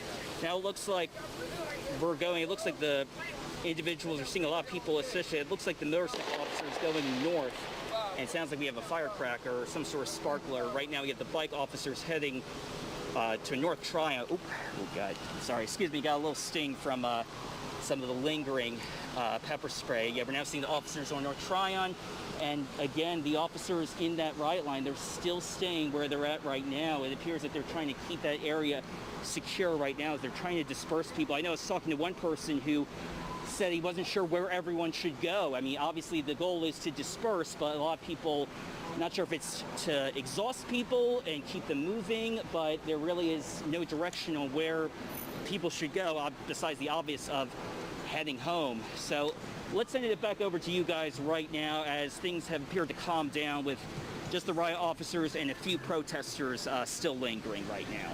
It's definitely an odd juxtaposition, a strange contrast to watch a line of officers in riot gear. You see barricades that were put there, unclear whether the demonstrators put them there or if the police were utilizing them or a combination of both, while you see people in their cars driving to and from their locations and people out walking their dogs in the midst of all of this. Yeah, and that's exactly what police want. Police want to be able to control the movement and the actions of this protest. Actions being they don't want things to get out of hand, and they also want protesters to stay en route. They don't want them to go anywhere else. That's why they get ahead of them and they put those barriers up so that they don't go in certain locations. I want to bring in Ruby Durham, who has been following the latest on social media for us. I know that this is not the only action happening in the country, not in Charlotte, but we've got other things going on too elsewhere. Yeah, Fred, we're talking about in Nashville. The mayor of Nashville, John Cooper, just signed an executive order after protesters set fire inside of the Metro courthouse in the city. You're taking a look at images that I've been looking at on Twitter. According to the police there in Nashville, there's been a curfew set for 10 p.m. Obviously, it's almost 11 right now, but people are still, in that city, vandalizing property, breaking windows. I've been seeing on Twitter, police cards are being burned, flags are being burned, graffiti on the courthouse right now. The police just tweeted out that they're deploying gas multiple times at the courthouse there to protect not only the building, but just others and everybody around at this point. They're escorting firefighters to the building to try to clear that scene. Still an active scene there right now. No word on any injuries, no word on any arrests, but again, the courthouse, Nashville, set on fire at that Metro courthouse in the city. The mayor of Nashville declaring a civil emergency. Definitely a scary scene out there as protesters surround that courthouse and protest and vandalize the courthouse and everything else around it. Again, we'll keep you posted on any new developments. We're not sure of any injuries, arrest, or anything that's going on right now. We can just see those pictures of people taking it to another level there in Nashville. So all we can do is just hope for the best at this point and hope that they can clear the scene and no one gets hurt and get that fire out quickly. No word if anyone was in that courthouse at the time. But again, we'll keep you posted, Fred and Tanya, as I look at more images on social media. Okay, thank you. Thank you, Ruby Durham, reporting for us.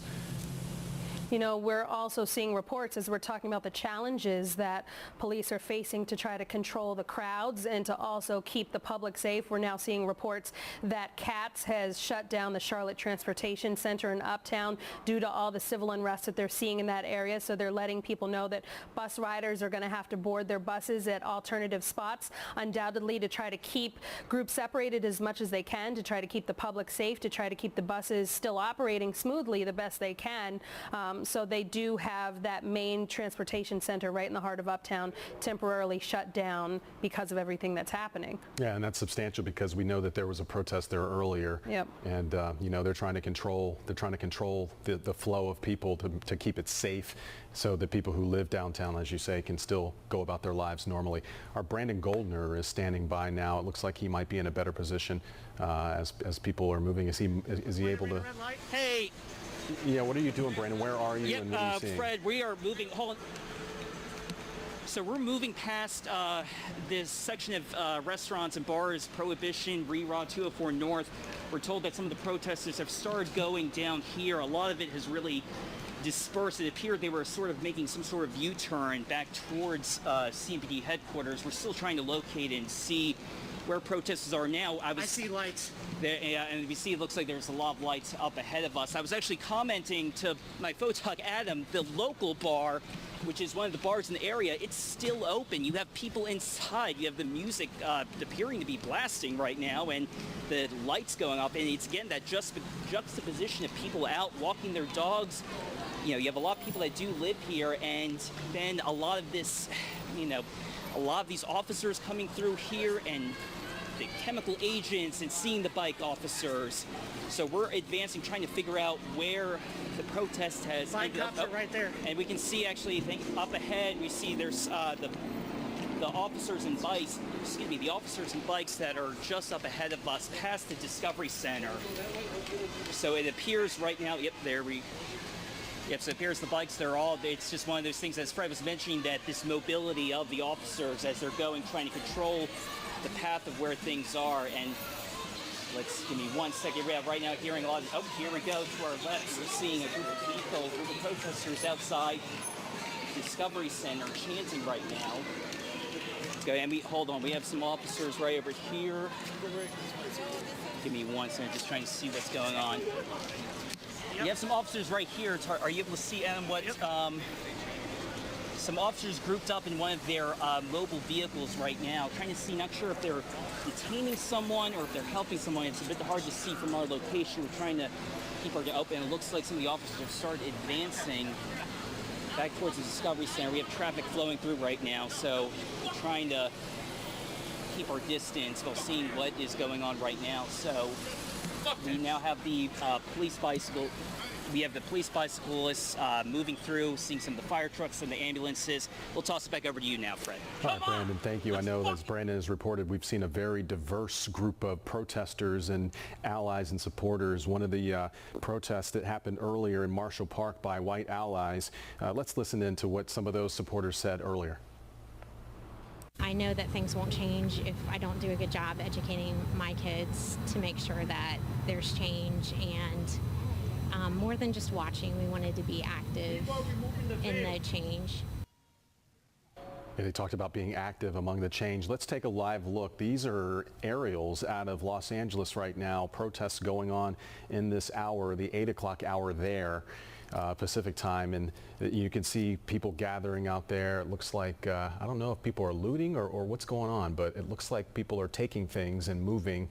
I don't see any police officers. I don't know if those are police officers or those folks. I don't know what those are, what those people are doing. Yeah, it looks like people who are grabbing items, but these are, the images that we're seeing out of Los Angeles right now. We've seen other images. You just heard our Ruby Durham reporting images out of Nashville, where protesters had surrounded a historic building in the courthouse in the middle of Nashville, and police officers dispersed tear gas after a fire was started to protect the building, they say, and disperse those protesters. And we saw other protests happening in other parts of the country, New York City, Philadelphia, where we saw fires as well. This is exactly what CMPD is trying to prevent from happening. This is why you see these officers, every time we see these officers riding on their bikes, generally when they're riding on their bikes, they're ahead of a crowd. And when they get off their bikes, they're setting up a line. And this is probably what they're doing right now. They're getting into position to set up a line to keep protesters from moving past a certain area, to contain their movement. What they don't want is a crowd that is too big for them to manage, or that takes over an area and have things get out of control. And so that's why you see these officers on their bicycles, and then the other officers, usually when things escalate, when things get too confrontational and the crowds don't comply, that's usually when you see the officers in the riot gear come to the forefront. And so it looks like they're still on the move. This is not the worst thing. This is probably a good sign. Anytime you see these officers on their bikes, it's generally a good thing. It usually is confrontational when they're off of their bicycles. What we're not seeing right now are the large crowds that we were seeing earlier. Mm-hmm. It definitely feels as though, from at least the vantage points that we've had, that we've seen things much more spread out. So we're seeing pockets of people, clusters of people, but not the large gatherings, the large organized gatherings that we were seeing earlier. And those ones had clear messages, and we were hearing the chants. We were hearing people say my name, say his name, no justice, no peace. We were hearing very clear messages. Right now, things appear to be a little bit more disjointed. That's probably because of the work of CMPD here to try to spread things out, spread people out. But we're not seeing the same organization to these demonstrations that we were seeing earlier.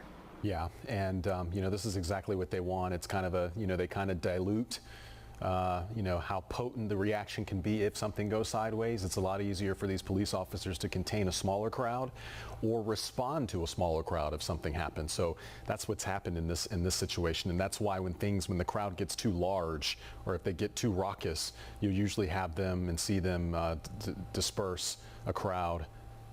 Let's see what's going on here. It looks like some folks. Oh, they're spraying. Was that tear gas?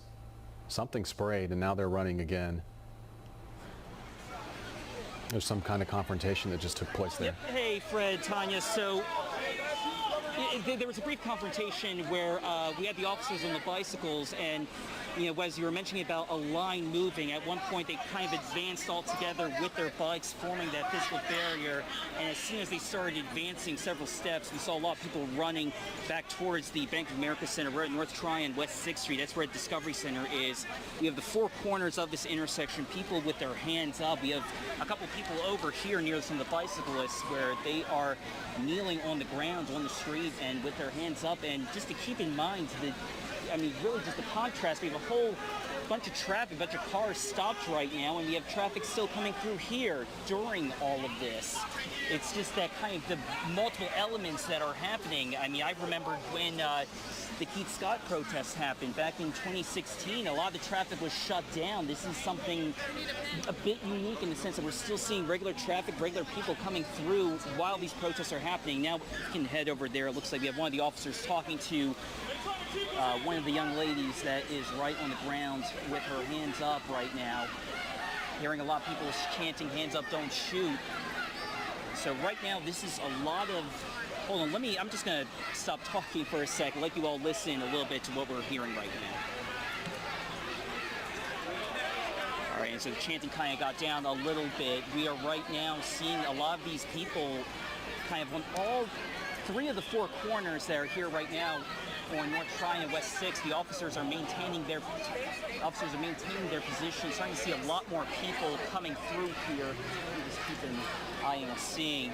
As we're seeing these officers and the bicycles, we're starting to see a lot more people starting to come through. It was really just a handful of people around here. Now all of a sudden we're seeing a lot seeing a lot more people that are coming out right now. See some people with umbrellas right now, something you saw in Hong Kong during the protests over there, people with those umbrellas, as we're starting to see some of the chemical agents that have been deployed throughout the night. Now we're seeing more officers and bikes coming through.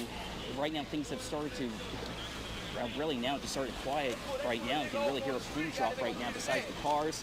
A couple people with signs right now, so it's really officers and bikes talking to people and people still kneeling, really kind of an impasse at this point. So I'll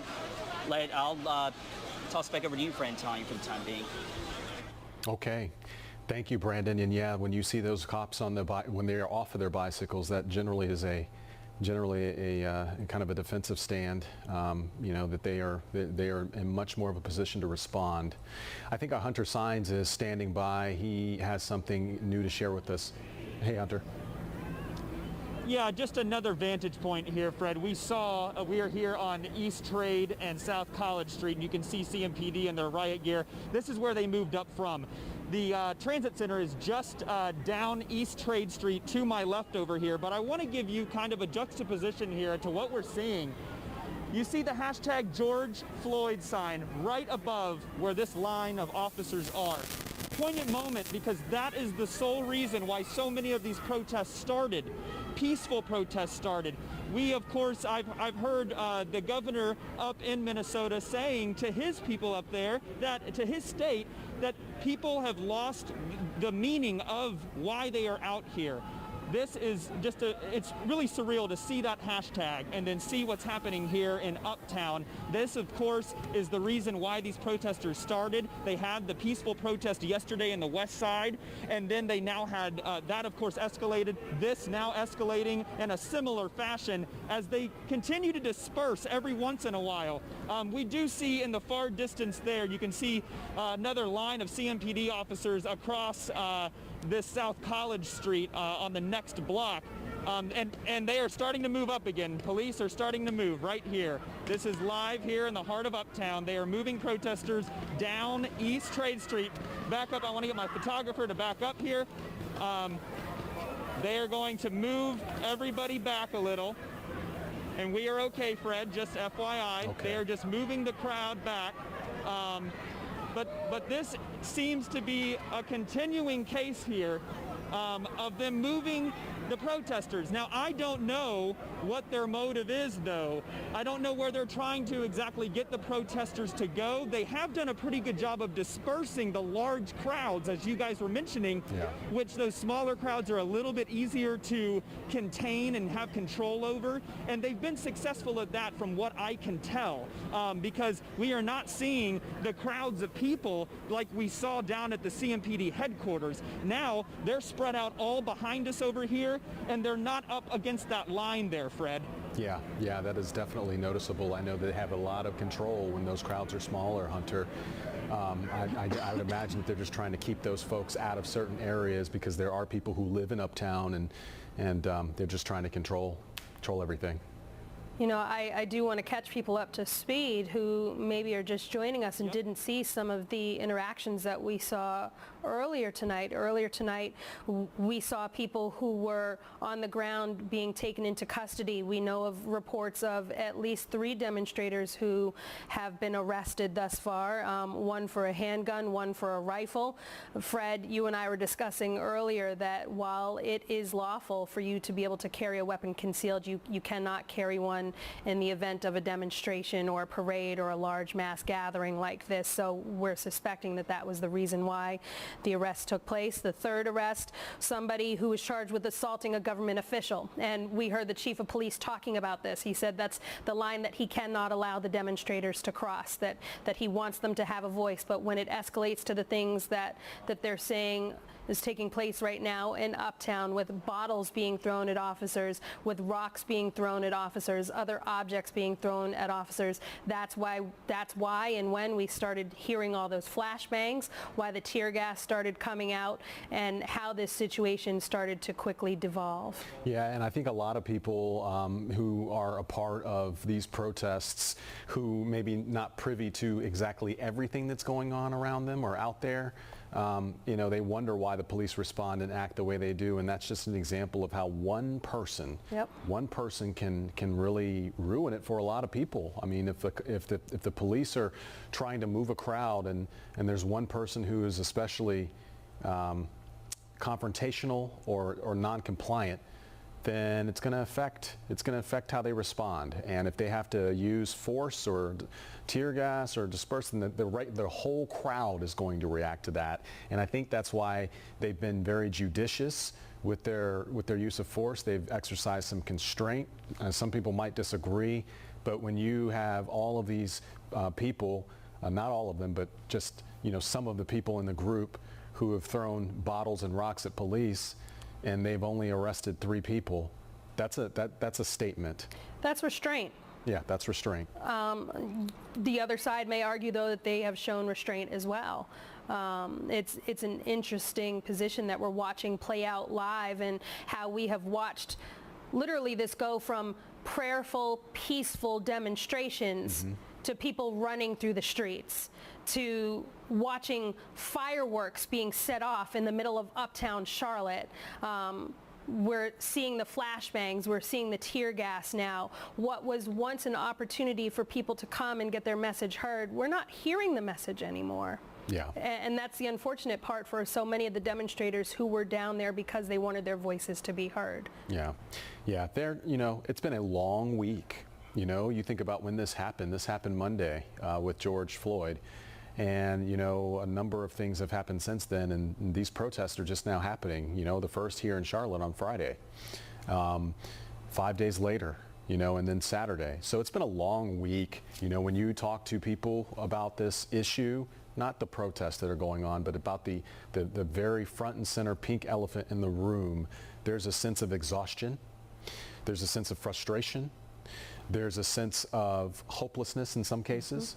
That this is so intrinsic in what we've seen over the years, over the decades and centuries in this country, that they feel like this is kind of, when you see this kind of thing, it's kind of the last straw. Yeah. So what happens between police and protesters in these moments, kind of reflects a clashing of forces. We've got some running going on in one of our videos here. Okay, when crowds like this start to move and other people start to run, they don't even realize why. They don't even know why they're running. They just know that everyone around them is running, and they think they should run too. And that's what we're seeing in some of the video, and some of our other feeds as well. But if people are tired, and when you get the police, they're in a high stress situation trying to control a crowd, and a group of protesters who are frustrated and tired on an emotional level with everything that's happened, And for that reason, we should not suspect that this will be over tonight. We're hearing reports already of demonstrations planned as far out as Tuesday. More demonstrations that are planned tomorrow throughout the city, because this has been building, this has been boiling for a while, and the demonstration started in other cities days ago.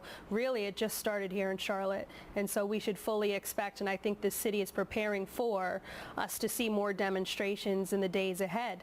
That's one of the reasons why we heard from the mayor earlier this evening. She spoke around 4 or 5 o'clock before the end of the evening. She came out and she declared a state of emergency in Charlotte. And she did that so that this city would have all of the resources that it needed should it need them.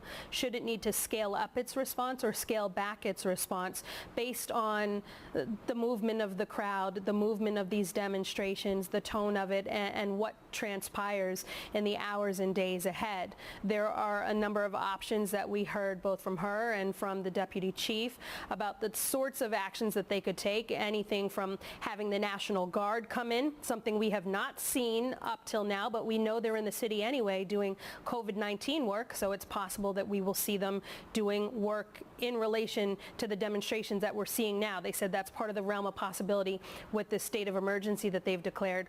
Also possible, something we won't see tonight, but something that we could see down the line is a curfew that would go into effect. We heard from Councilman Tariq Bokhari, who said he would not want to see that happen because once you put a curfew in effect, everything becomes unlawful. Mm-hmm. And it's like the red line, and they have to respond. They have to respond. You know, once they put that curfew into place, they have to absolutely respond to anything that violates it.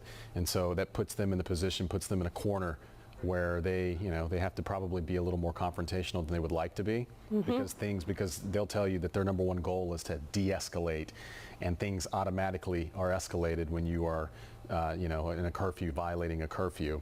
I want to show you some live images that we've been looking at for quite some time unfolding in the city of Philadelphia. Is that the image we're seeing here? Yeah, these are fires that are going on during protest over there, and it's just, you know, this is what we are not seeing in Charlotte, thank goodness, at this hour.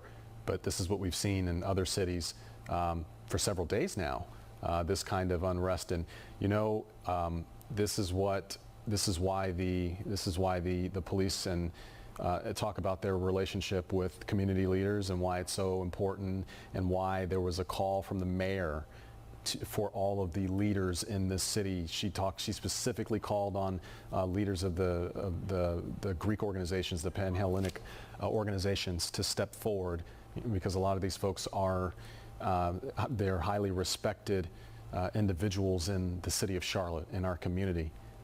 And you know, these communications and these influences over people can really help dictate what kind of protests we see in the coming days, if there are protests. I want to go now to Lexi Wilson, who is on the ground. She's seeing some new images there on the ground. Lexi, what can you tell us? Yeah, well, Fred, we're on 6th and Tryon here, and we want to give you guys a look at what we're seeing. Take a look at these CMPD officers. Again, 6th and Tryon, they're in their riot gear, and traffic is stopped. It's at a standstill. Take a look. They're lining up in the middle of this intersection. People are kind of gathering in smaller crowds on the corner streets of this area right now. But again, a lot of people that we've been speaking to are just saying they're tired.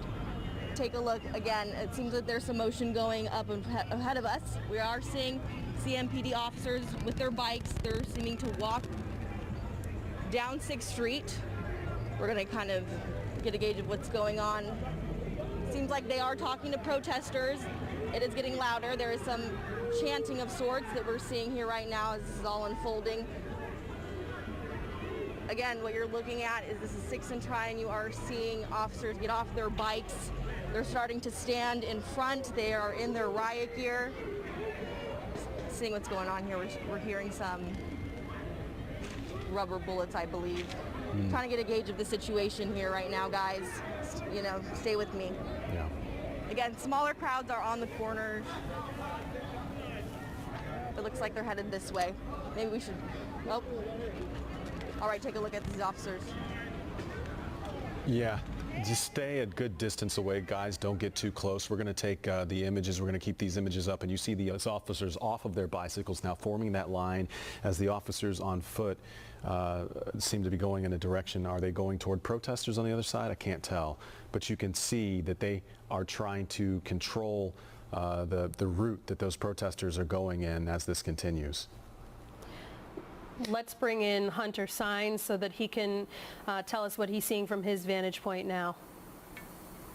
Yeah, hey Tanya, this is a rescue underway right now. these grates that have, the grates here, we have been told by multiple protesters that somebody fell through this grate.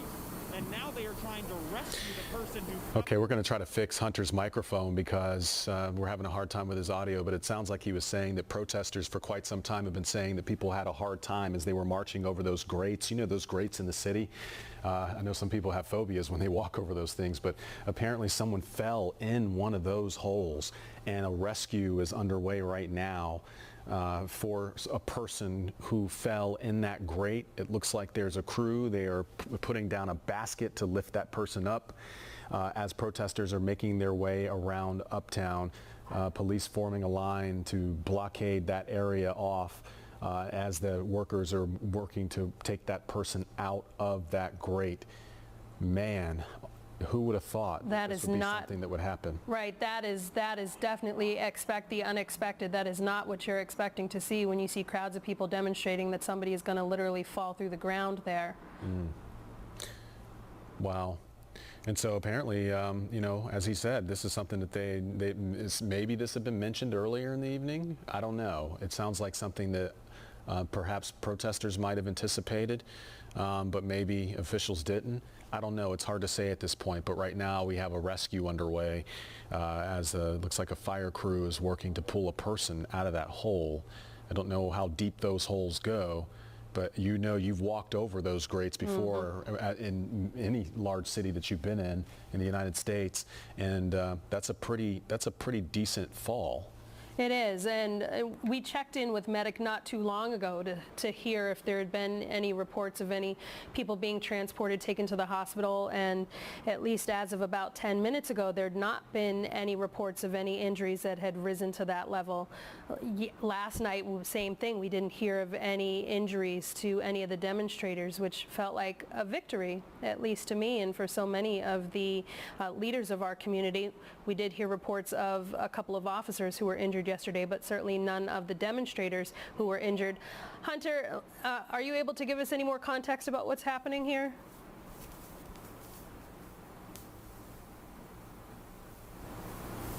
Okay, he might not be able to speak to us at this point. Hunter, can you hear us?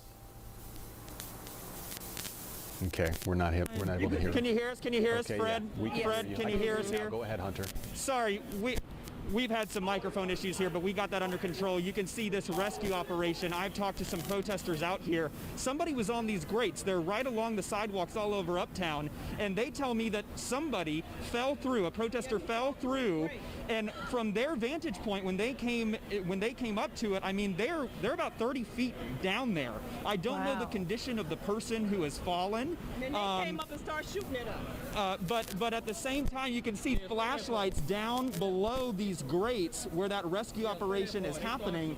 But this is just adding more to this situation. Fire trucks are now here. You still have a line of police, and you can see these firefighters. Some of them are already down in this drainage area, and some are, of course, laying down on the ground, communicating with their colleagues down there, trying to have this rescue mission in the midst of these protests where there have been clashes and confrontation with CMPD. Wow, 30 feet. You said 30 feet. Did I hear you correctly? Yeah, when we tried to help them. We tried to help them and yes, they shot at us. Yes, that's what I'm told, and it looks about 30 feet down there from where I see the flashlights, at least 30 feet. That is a deep, but you know, these fall. are, you know, Fred, indeed it is, and you walk on these all the time when you're in Uptown without even thinking about it, and supposedly, from what I'm hearing, somebody fell straight through one of these grates here in Uptown. We're on East Trade Street still. Wow. Just outside of the Epicenter and the Omni, and now you can see the firefighters have this ladder, and I think they're going to use it as a crane, and that's what they are rigging it up to be, because they did send one of those oh, I'm at a loss for words, Fred. They did send one of the stretchers down in to try to lay this person down on, of course, and then pull them up. Yeah. So it looks like they're about to connect the ropes and cords that they need to the top of this this fire engine's ladder to hoist it up and rescue the person who fell through. Of course, I have no way of really seeing down there to see if this person is moving at all or saying anything or breathing. I don't know his condition, but we are about to see at some point him being lifted out of here. But this has really calmed some of the tension out here as people are now just focused on saving this person who has fallen beneath these grates, Fred. Yeah, that is a scary thought. You're right. So often we've been uptown or anywhere walking and we walk past those things, we walk on them without thinking about it. And the fact that this would happen, this is probably the last thing that someone who decided to come out and protest tonight thought they'd have to deal with. But yeah, it looks like they're working pretty quickly to get a person in there. Yeah. Which is going to be necessary depending on the shape that the person who fell in there is in. Fred, I just want to add, if you still have me, I do see the person. He is laying on the stretcher down there right now. Okay. I believe my photog Stuart Pittman is trying to give you a vantage point of that. Yeah, it seems like he is moving his hands up and holding them. He just moved his fingers. Okay. So I know when I see a bunch of sports that's somewhat of a good sign. Yeah. But we don't know his full condition. So they are now tying it up and they're going to try to hoist it out of here. You can see, let's see, 1, 2, 3, 4, 5, 6 first responders that I can at least see down there beneath the grates, trying to get this person out who fell down well at least 30 feet, I would say, Fred and Tanya, and you can see them here hoisting that up to the ladder to try to pull this person up to safety.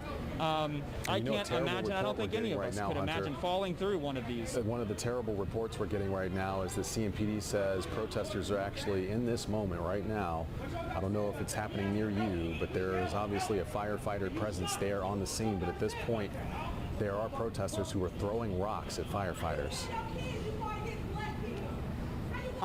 I do not see that from my vantage point. The firefighters here, I would get off. I would get off of there for right now. He fell through there, and we just want you to be safe, buddy. But I do not see that, Fred. I do not see any rocks or anything being thrown at these firefighters right here. I know firefighters have been dispersed throughout the city, though, behind CMPD as those first responders. They are trained as paramedics, of course, but we are starting to hear some of the protesters still yell at police while this rescue operation is unfolding right before our eyes, Fred. Hunter, are you able to hear what people are yelling about right now? I know I heard some people around you while you were reporting, so I don't know if you heard them, but they were saying that they tried to help. Are you able to hear anything about what people and witnesses are saying out there?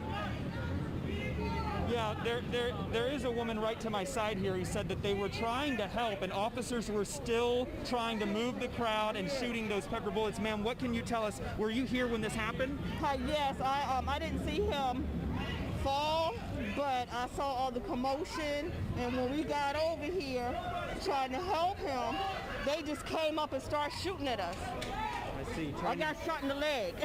I see. So yeah, Tanya, as you can imagine, we just heard it from a semi-eyewitness to what's happening out here. She didn't see the person fall down, but she was one of the people who came and was part of the crowd to try to tend to this protester who fell through these grates. And she says that police, of course, kind of stormed them and pushed them back and even started shooting those pepper bullets, Tanya. So we're hearing reports of... And we are... Go ahead, Tunner. Go ahead. Yeah, I'm just continuing to give what we're seeing down here. They are still making sure that... So the person is responsive. I just saw him wipe his own face with his hand. That's a good sign. I have been on other stories where if they're not doing that, you fear of some sort of where they could be paralyzed in some capacity, but his arms have been moving on his own. He's just wiped his face. They, of course, just put his arms crossing over his chest, as they usually do, just to stabilize him before they start moving him around, as I have learned on other scenes. But this is the first time I have seen somebody fall through one of these grates, and then you add a protest to it, and the times that we are in right now, and it's just adding to the chaos out here. All right, we know that Brandon Goldner is in the streets of Uptown now as well. Brandon, obviously there is a dramatic scene that is unfolding right now as firefighters are out there trying to rescue somebody who's fallen through the streets. Brandon, what are you seeing where you are? Let's go in front of this car. Got it. Hey, Tanya, so actually, we saw some of the fire trucks. Watch out, watch out, watch out. This car. Wait, let's go on the sidewalk. No, we're good. Sorry about that, Tanya. So, we saw some people on blocking the street we were telling you about earlier, the intersection near Discovery Place. We saw some fire trucks coming through, and actually protesters blocked some of the fire trucks from coming through that were going to the scene where Hunter is at.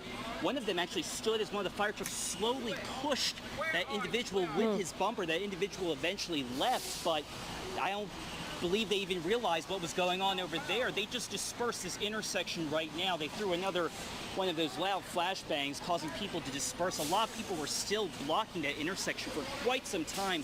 At one point also during when, as the rescue was going on, we saw an individual being bum rushed by officers and being detained. We are trying to figure out okay, we're gonna just move over a little bit. Sorry about that. So, and right now it's really just traffic just being congested right now as you have officers, let's get right over here right now. We have the officers kind of lined up on this side pushing people back right now. We're gonna let you get somewhere safe. I want you to get in a safe position, as things escalate there, it looks like. But if you're just now joining us right now, this is where we are in these protests in uptown Charlotte. Firefighters and medic pulling someone to safety after someone fell an estimated 30 feet down one of those grated holes. You know those grates that you see when you're walking in uptown or any other major city in the country? Well, evidently someone fell down one of those 30 feet below. And that is a rescue effort going on right now with medic and firefighters. CMPD had said that protesters were throwing rocks at firefighters earlier, but we know right now they are controlling the crowd still as this rescue is unfolding. They are still controlling crowds of people out there who are going around. We watched them lowering a basket down in there to try to aid with lifting this person out from underneath there. Hunter, what are you seeing? Yeah, we did just see one water bottle be thrown from the protesters towards this front line of police, and that doesn't add anything. And we do have a lot of people turning up at the front lines, protesters turning back and yelling. Okay, we're going to dip out of the audio from your shot. Just stick with us there, Hunter. I know you can hear us, but we can also hear some unsavory language in your live shot, so we're dipping out of the audio. That's something we have to do every once in a while when we're following these developing stories with these protesters. You never know what you're going to hear, but this is what's going on right now. Medic trying to lift a person, a man who fell into that grate, and they've got a basket and they've got a couple of rescue workers down there trying to lift that person up. Hunter had reported that you could see at some points the person's fingers moving and him moving his arms, holding them up, which is always a positive sign because of the type of injury that you could suffer when something like this happens. Absolutely, but it's unfathomable. Yeah. I don't have the words. I'm watching this, and we've seen so many different things that have happened in uptown Charlotte tonight, and for it to now be culminating with a man who has fallen at least 24 feet down underground. Well, CMPD has confirmed that at least one officer suffered minor injuries, and it's unrelated to what you were seeing on your screen, but that officer suffering minor injuries due to the protest tonight. So we know that we have heard reports from the chief of people. Okay, we're going to go back now to Hunter. Hunter, are you able to tell us more about what you're seeing? Yeah. Yeah, hey there, Tanya. We actually saw him starting to be hoisted up, but it seems like they're just positioning him down there because he's back on the ground. Of course, this is a very fluid situation as these firefighters try to rescue this person down there. It seems like all of their ropes and cords are connected, the chains are connected to the patient down there, the stretcher that the patient is in. And they just lifted him enough to turn him around. I am assuming in order to best fit the entire stretcher with the patient out of the grates that they have.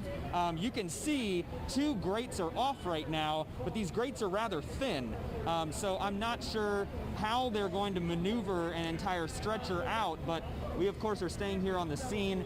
Right now we have had protesters flare up at times, but right now everything is peaceful as people are focused in on the safety and well-being of this person who has fallen at least 30 feet down beneath these grates here on East Trade Street. You have dozens of firefighters also in their helmets and their gear that they were out here in order to respond to the protests as well. And they are now all leaning over. They have fellow firefighters down there with the person who fell, just hooking everything up. Like I said, to recap, we have seen the person who fell, we have seen him move from time to time, which is a promising sign. I'm trying to, you can see some of the flashlights down there on the person. It looks like they're just making sure all of their connections are straight. It seems they have stabilized the patient on the stretcher. Like I said, he has been moving his arms and hands. They positioned him, turned him around in order to try to hoist him out of there with this ladder. We do want to make sure that nobody gets on these grates, of course. A lot of people just making sure nobody stands on them since we've already had somebody fall through. But that's the latest right here. We are just waiting for them to safely lift this person out of here. But as you can imagine, this is not what anybody, first responders, protesters, wanted to happen, is somebody getting hurt like this and falling down as the clashes continue in some manner between police and protesters, Fred. Hunter, it may be tough for you to tell, but are you in a construction area? Are you in an area where you're seeing any other grates that either have felt loose as you've walked over them or that have been open, or is this an anomaly as far as what you can see around there? Yeah, we are on East Trade between South College Street and Tryon. So we are on that block just outside the Omni Hotel across from the epicenter. But this part of East Trade is a construction zone because this is where that trolley is being put in. That's what I thought. This sidewalk, I've been here since this construction, and this sidewalk has been open. I've walked this sidewalk just a couple of weeks ago. So I know it's accessible to the public. And these grates, of course, you're supposed to be allowed to walk on top of them, but it seems this person fell straight through it, Tanya.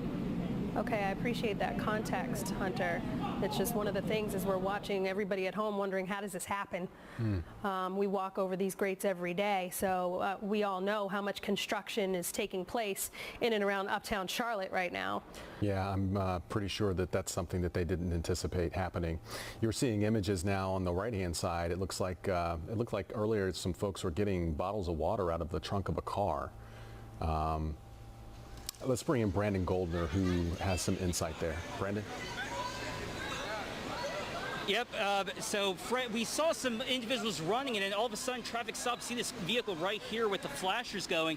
A woman came out, had a bunch of water bottles in her trunk, and people are just going and grabbing some of the water. It's been a lot of running around for a lot of people, so it kind of a really sweet moment seeing this woman just stopping in the middle of traffic and grabbing water bottles as we're seeing some of the lights of the bicycle police officers at the intersection of Trade and Tryon. It looks like she has a whole trunk full because we saw at least a couple dozen people just swarming into that trunk grabbing some water bottles, people tossing bottles to each other. We're actually about a block away from where Hunter is right now. We had to be pushed back from officers forming the line as they're coming back from where Discovery Place was down to trade and try, and we still have some individuals that are kind of up towards the area. Remember, this is an area where you have a lot of construction traffic and a lot of people making makeshift barricades out of everything. So we still have the officers in position up towards about a block where the rescue is happening right now. And again, you see more people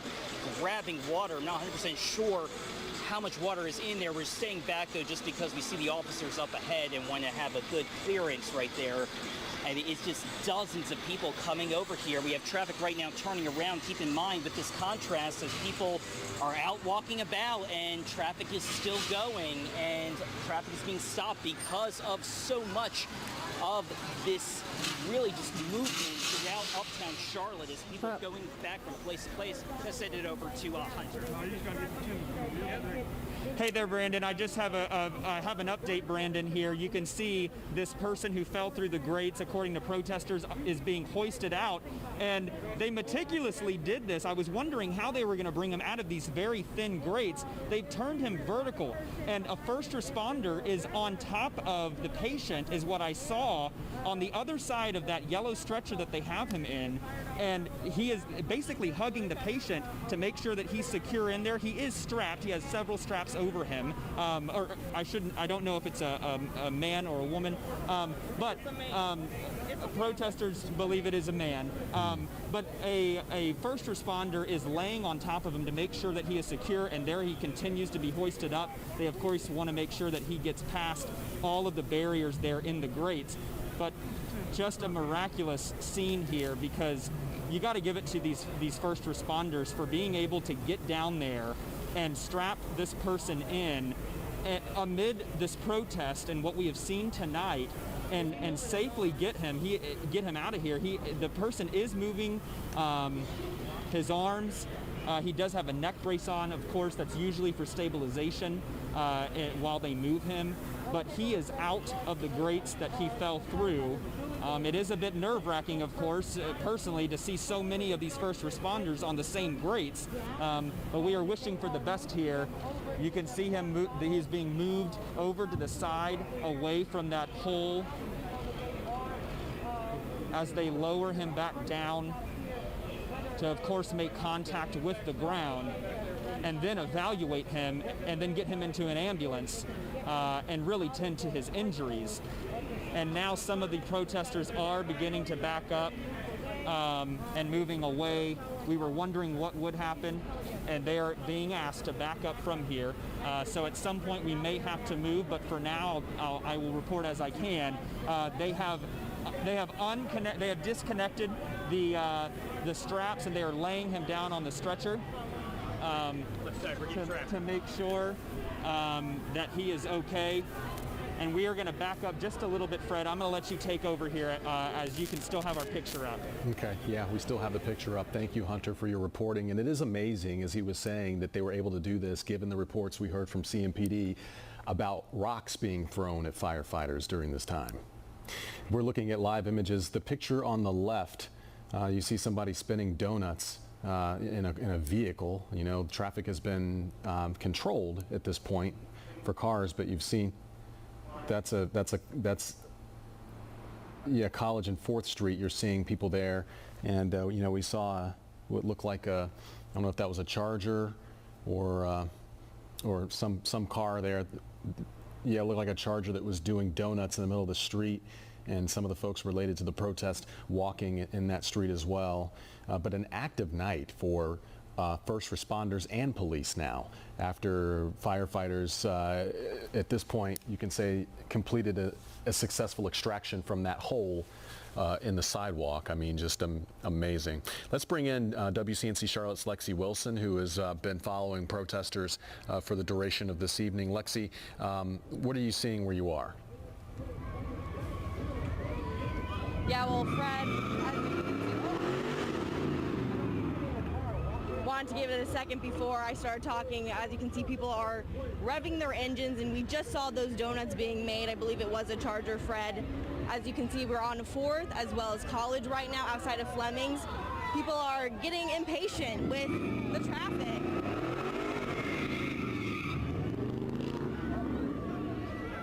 As you can see, intensifying a little bit. A lot of drivers right now are getting impatient with all these protesters on the streets, and they are revving their engines. We saw those donuts being made. People are, yelling at these drivers as they are passing right now. And again, a crowd is forming right here. We're seeing a lot of people on social media taking videos. Okay. But nothing violent right now. A lot of people just standing by. Yeah, it's still incredible to see regular traffic that is riding through the streets of Uptown now. Let's go back to our Hunter Sines if we can, so he can tell us more about what he's seeing not too far away from where that rescue was just unfolding. The person who fell through the grates in Uptown right outside of the Omni Hotel. Hunter, what are you seeing now? Hey there, yeah, we are just trying to get situated here. We are moving. We have seen some flashbangs and some of the bullets, the pepper bullets being shot by police into the crowds that dispersed over here on this side of East Trade Street. We're at the intersection of East Trade and North Tryon.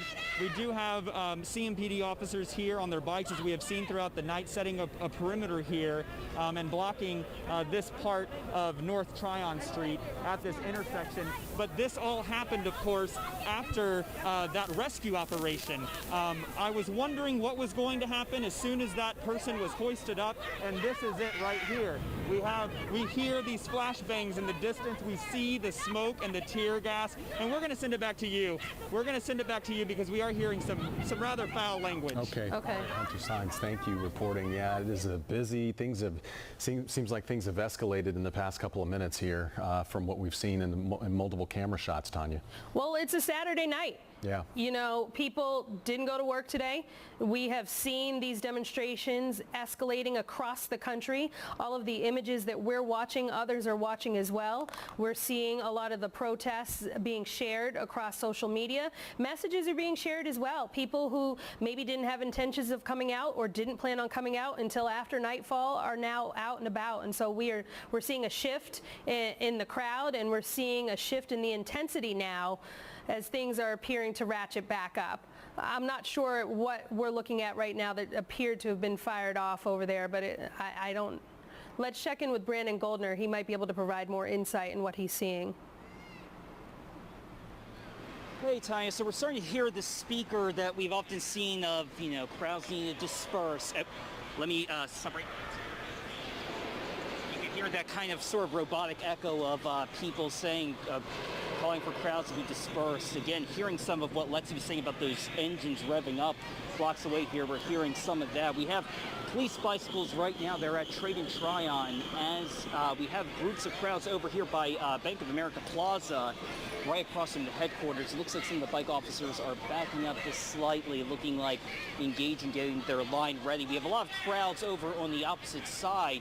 A lot of people with phones. We're seeing kind of really a mix of some people dispersing. The crowds are definitely not, from what we see at our angle, not as much as we've seen before.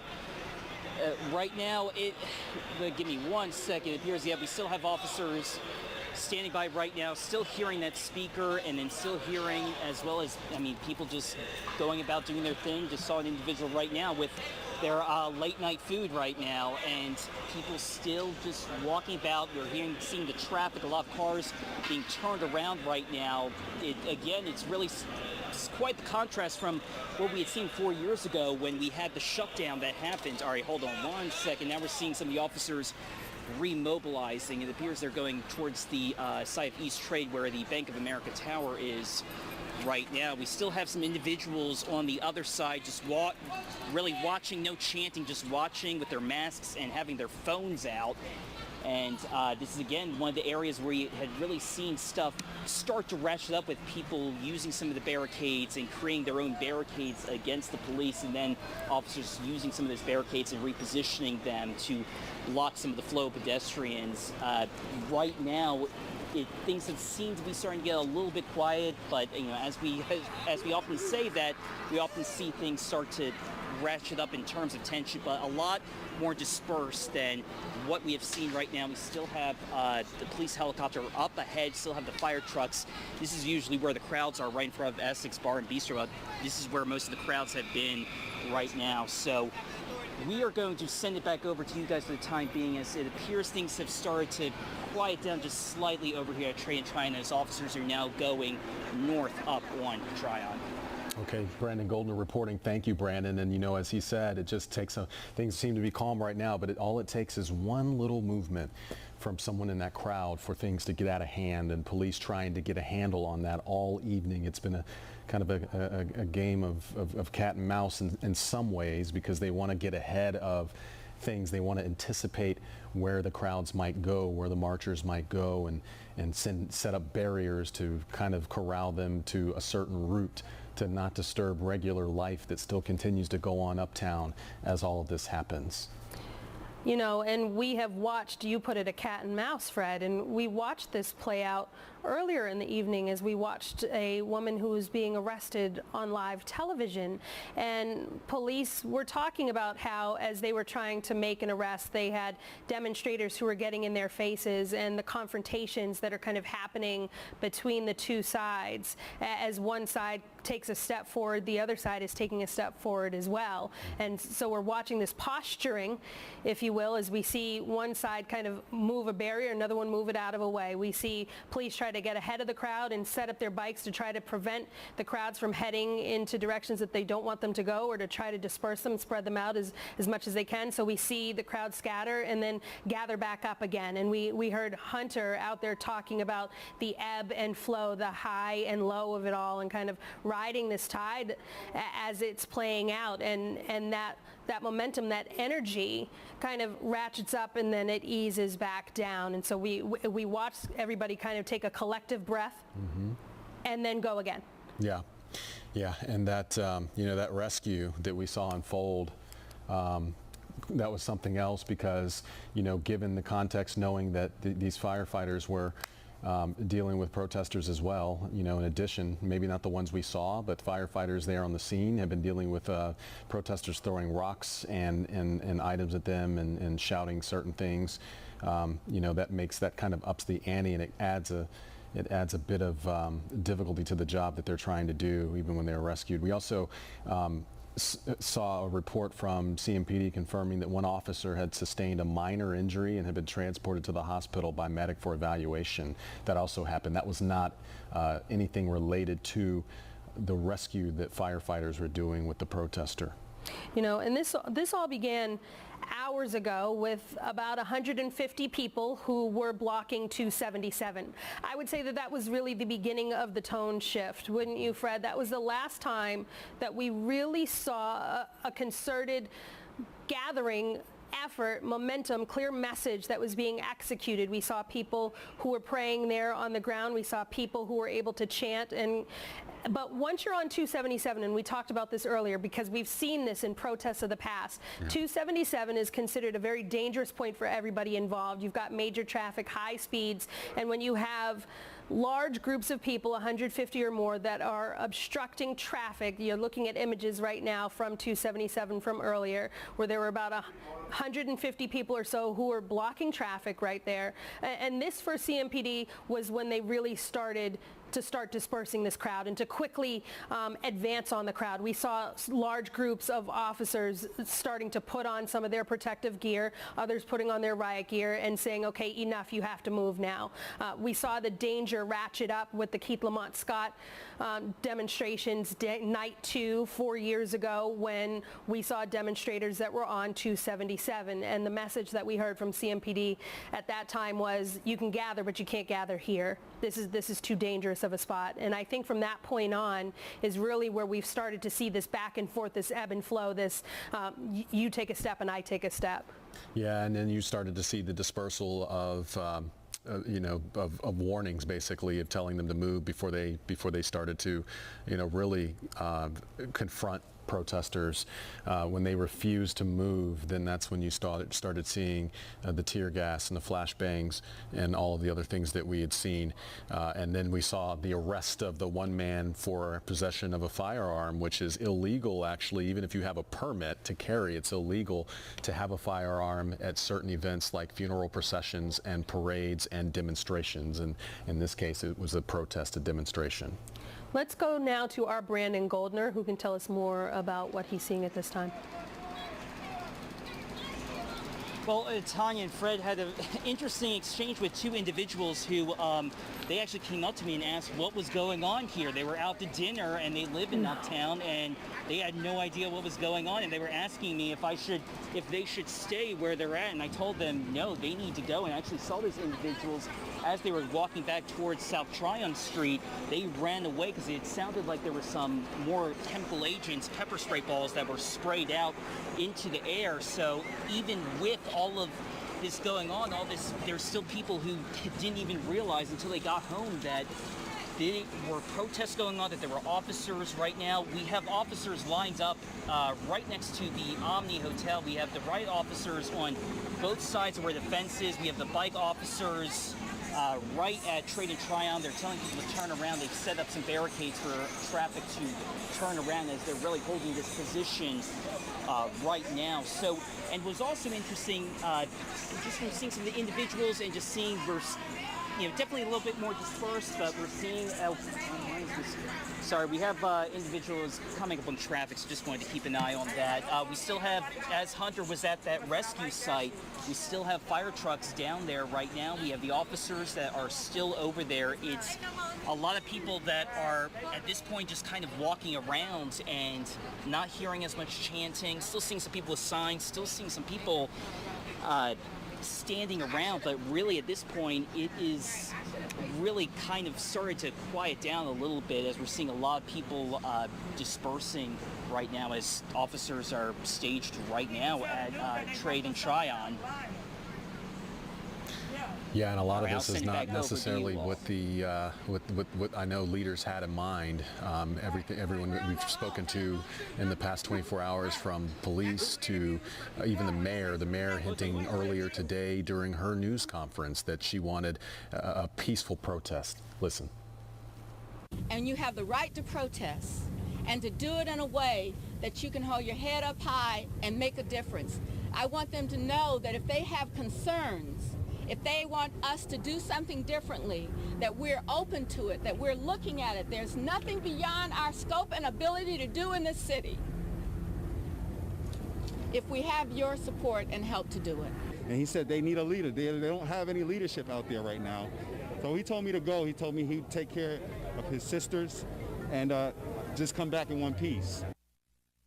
You heard the obvious emotion there from the mayor. You also heard from Councilman Braxton Winston. The he is referring to is his son, the one who encouraged him to be back down there in the crowd.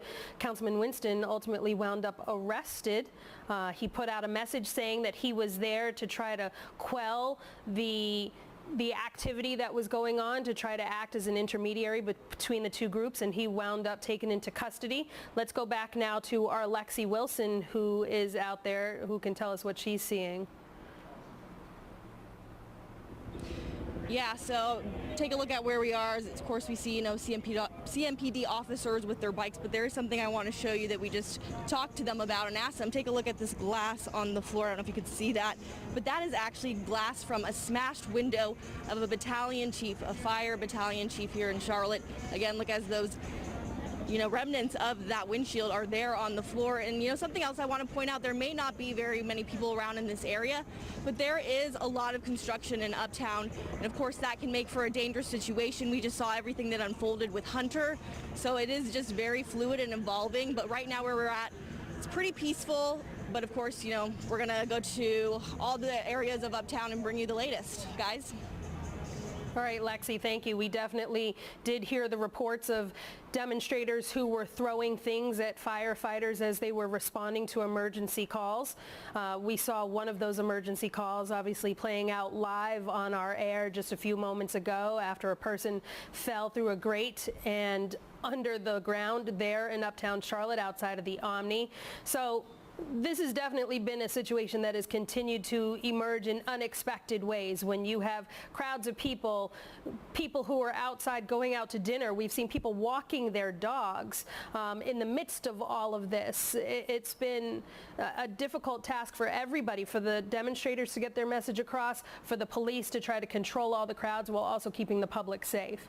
Yeah, and it's why the police have taken so much effort, I guess, in trying to corral the crowd and control control which way they go so that people can carry on about their business, and people who are choosing not to protest or participate in civil disobedience, that their life wouldn't be interrupted, but also property wouldn't be damaged and no one would be injured. But you know, the clash itself, and this is what makes this an interesting and a difficult, tight line to walk for law enforcement.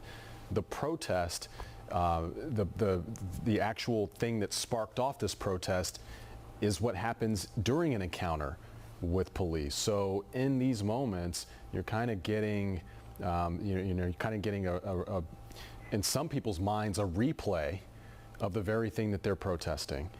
Right. We saw that compelling hashtag in uptown Charlotte above the heads of the people who were demonstrating, and it said hashtag George Floyd.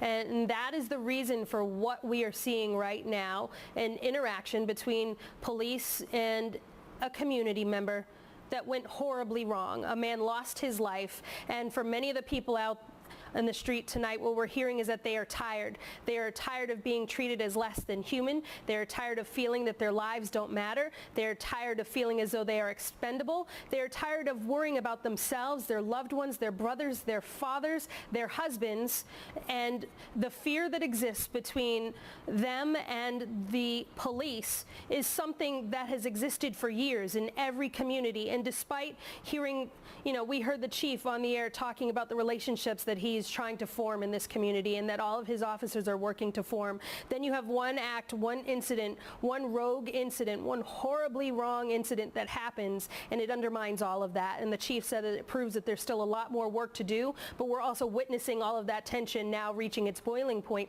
here in Charlotte and in cities across America. Let's bring in our Hunter Sines, who is live on the scene with some new developments going on where you are. Hunter. Yeah, hey there, Fred. You're looking up, along the intersection of East Trade Street. We're about a block on the other side of the Omni Hotel where that rescue happened. We just heard a bunch of those pepper bullets being fired, and we saw the crowd, of course, running towards us. This is just the latest scene. The crowd has really been, and there goes another flashbang. It just comes and goes in waves, as it has been all night. You guys, we have been around uptown tonight. We've seen the best of it early on tonight with peaceful protests, but I think we can all agree this has not been very peaceful here as far as the interaction with police and moving them and dispersing them. I do want to say that they are starting to move these crowds down, but this is the very latest. Traffic's at a standstill right here. People are sneezing and coughing as tear gas is continuing to be thrown here at this intersection, Fred and Tanya. All right, Hunter Sines reporting. Thank you. Let's bring in our Brandon Goldner, who is also standing by. Brandon, first of all, tell us where you are and what you're seeing. Hey guys, so we're back over at Trade and Tryon as we're seeing a lot of people really dispersing, and there's definitely some anger. Not even a little anger, there's a lot of anger.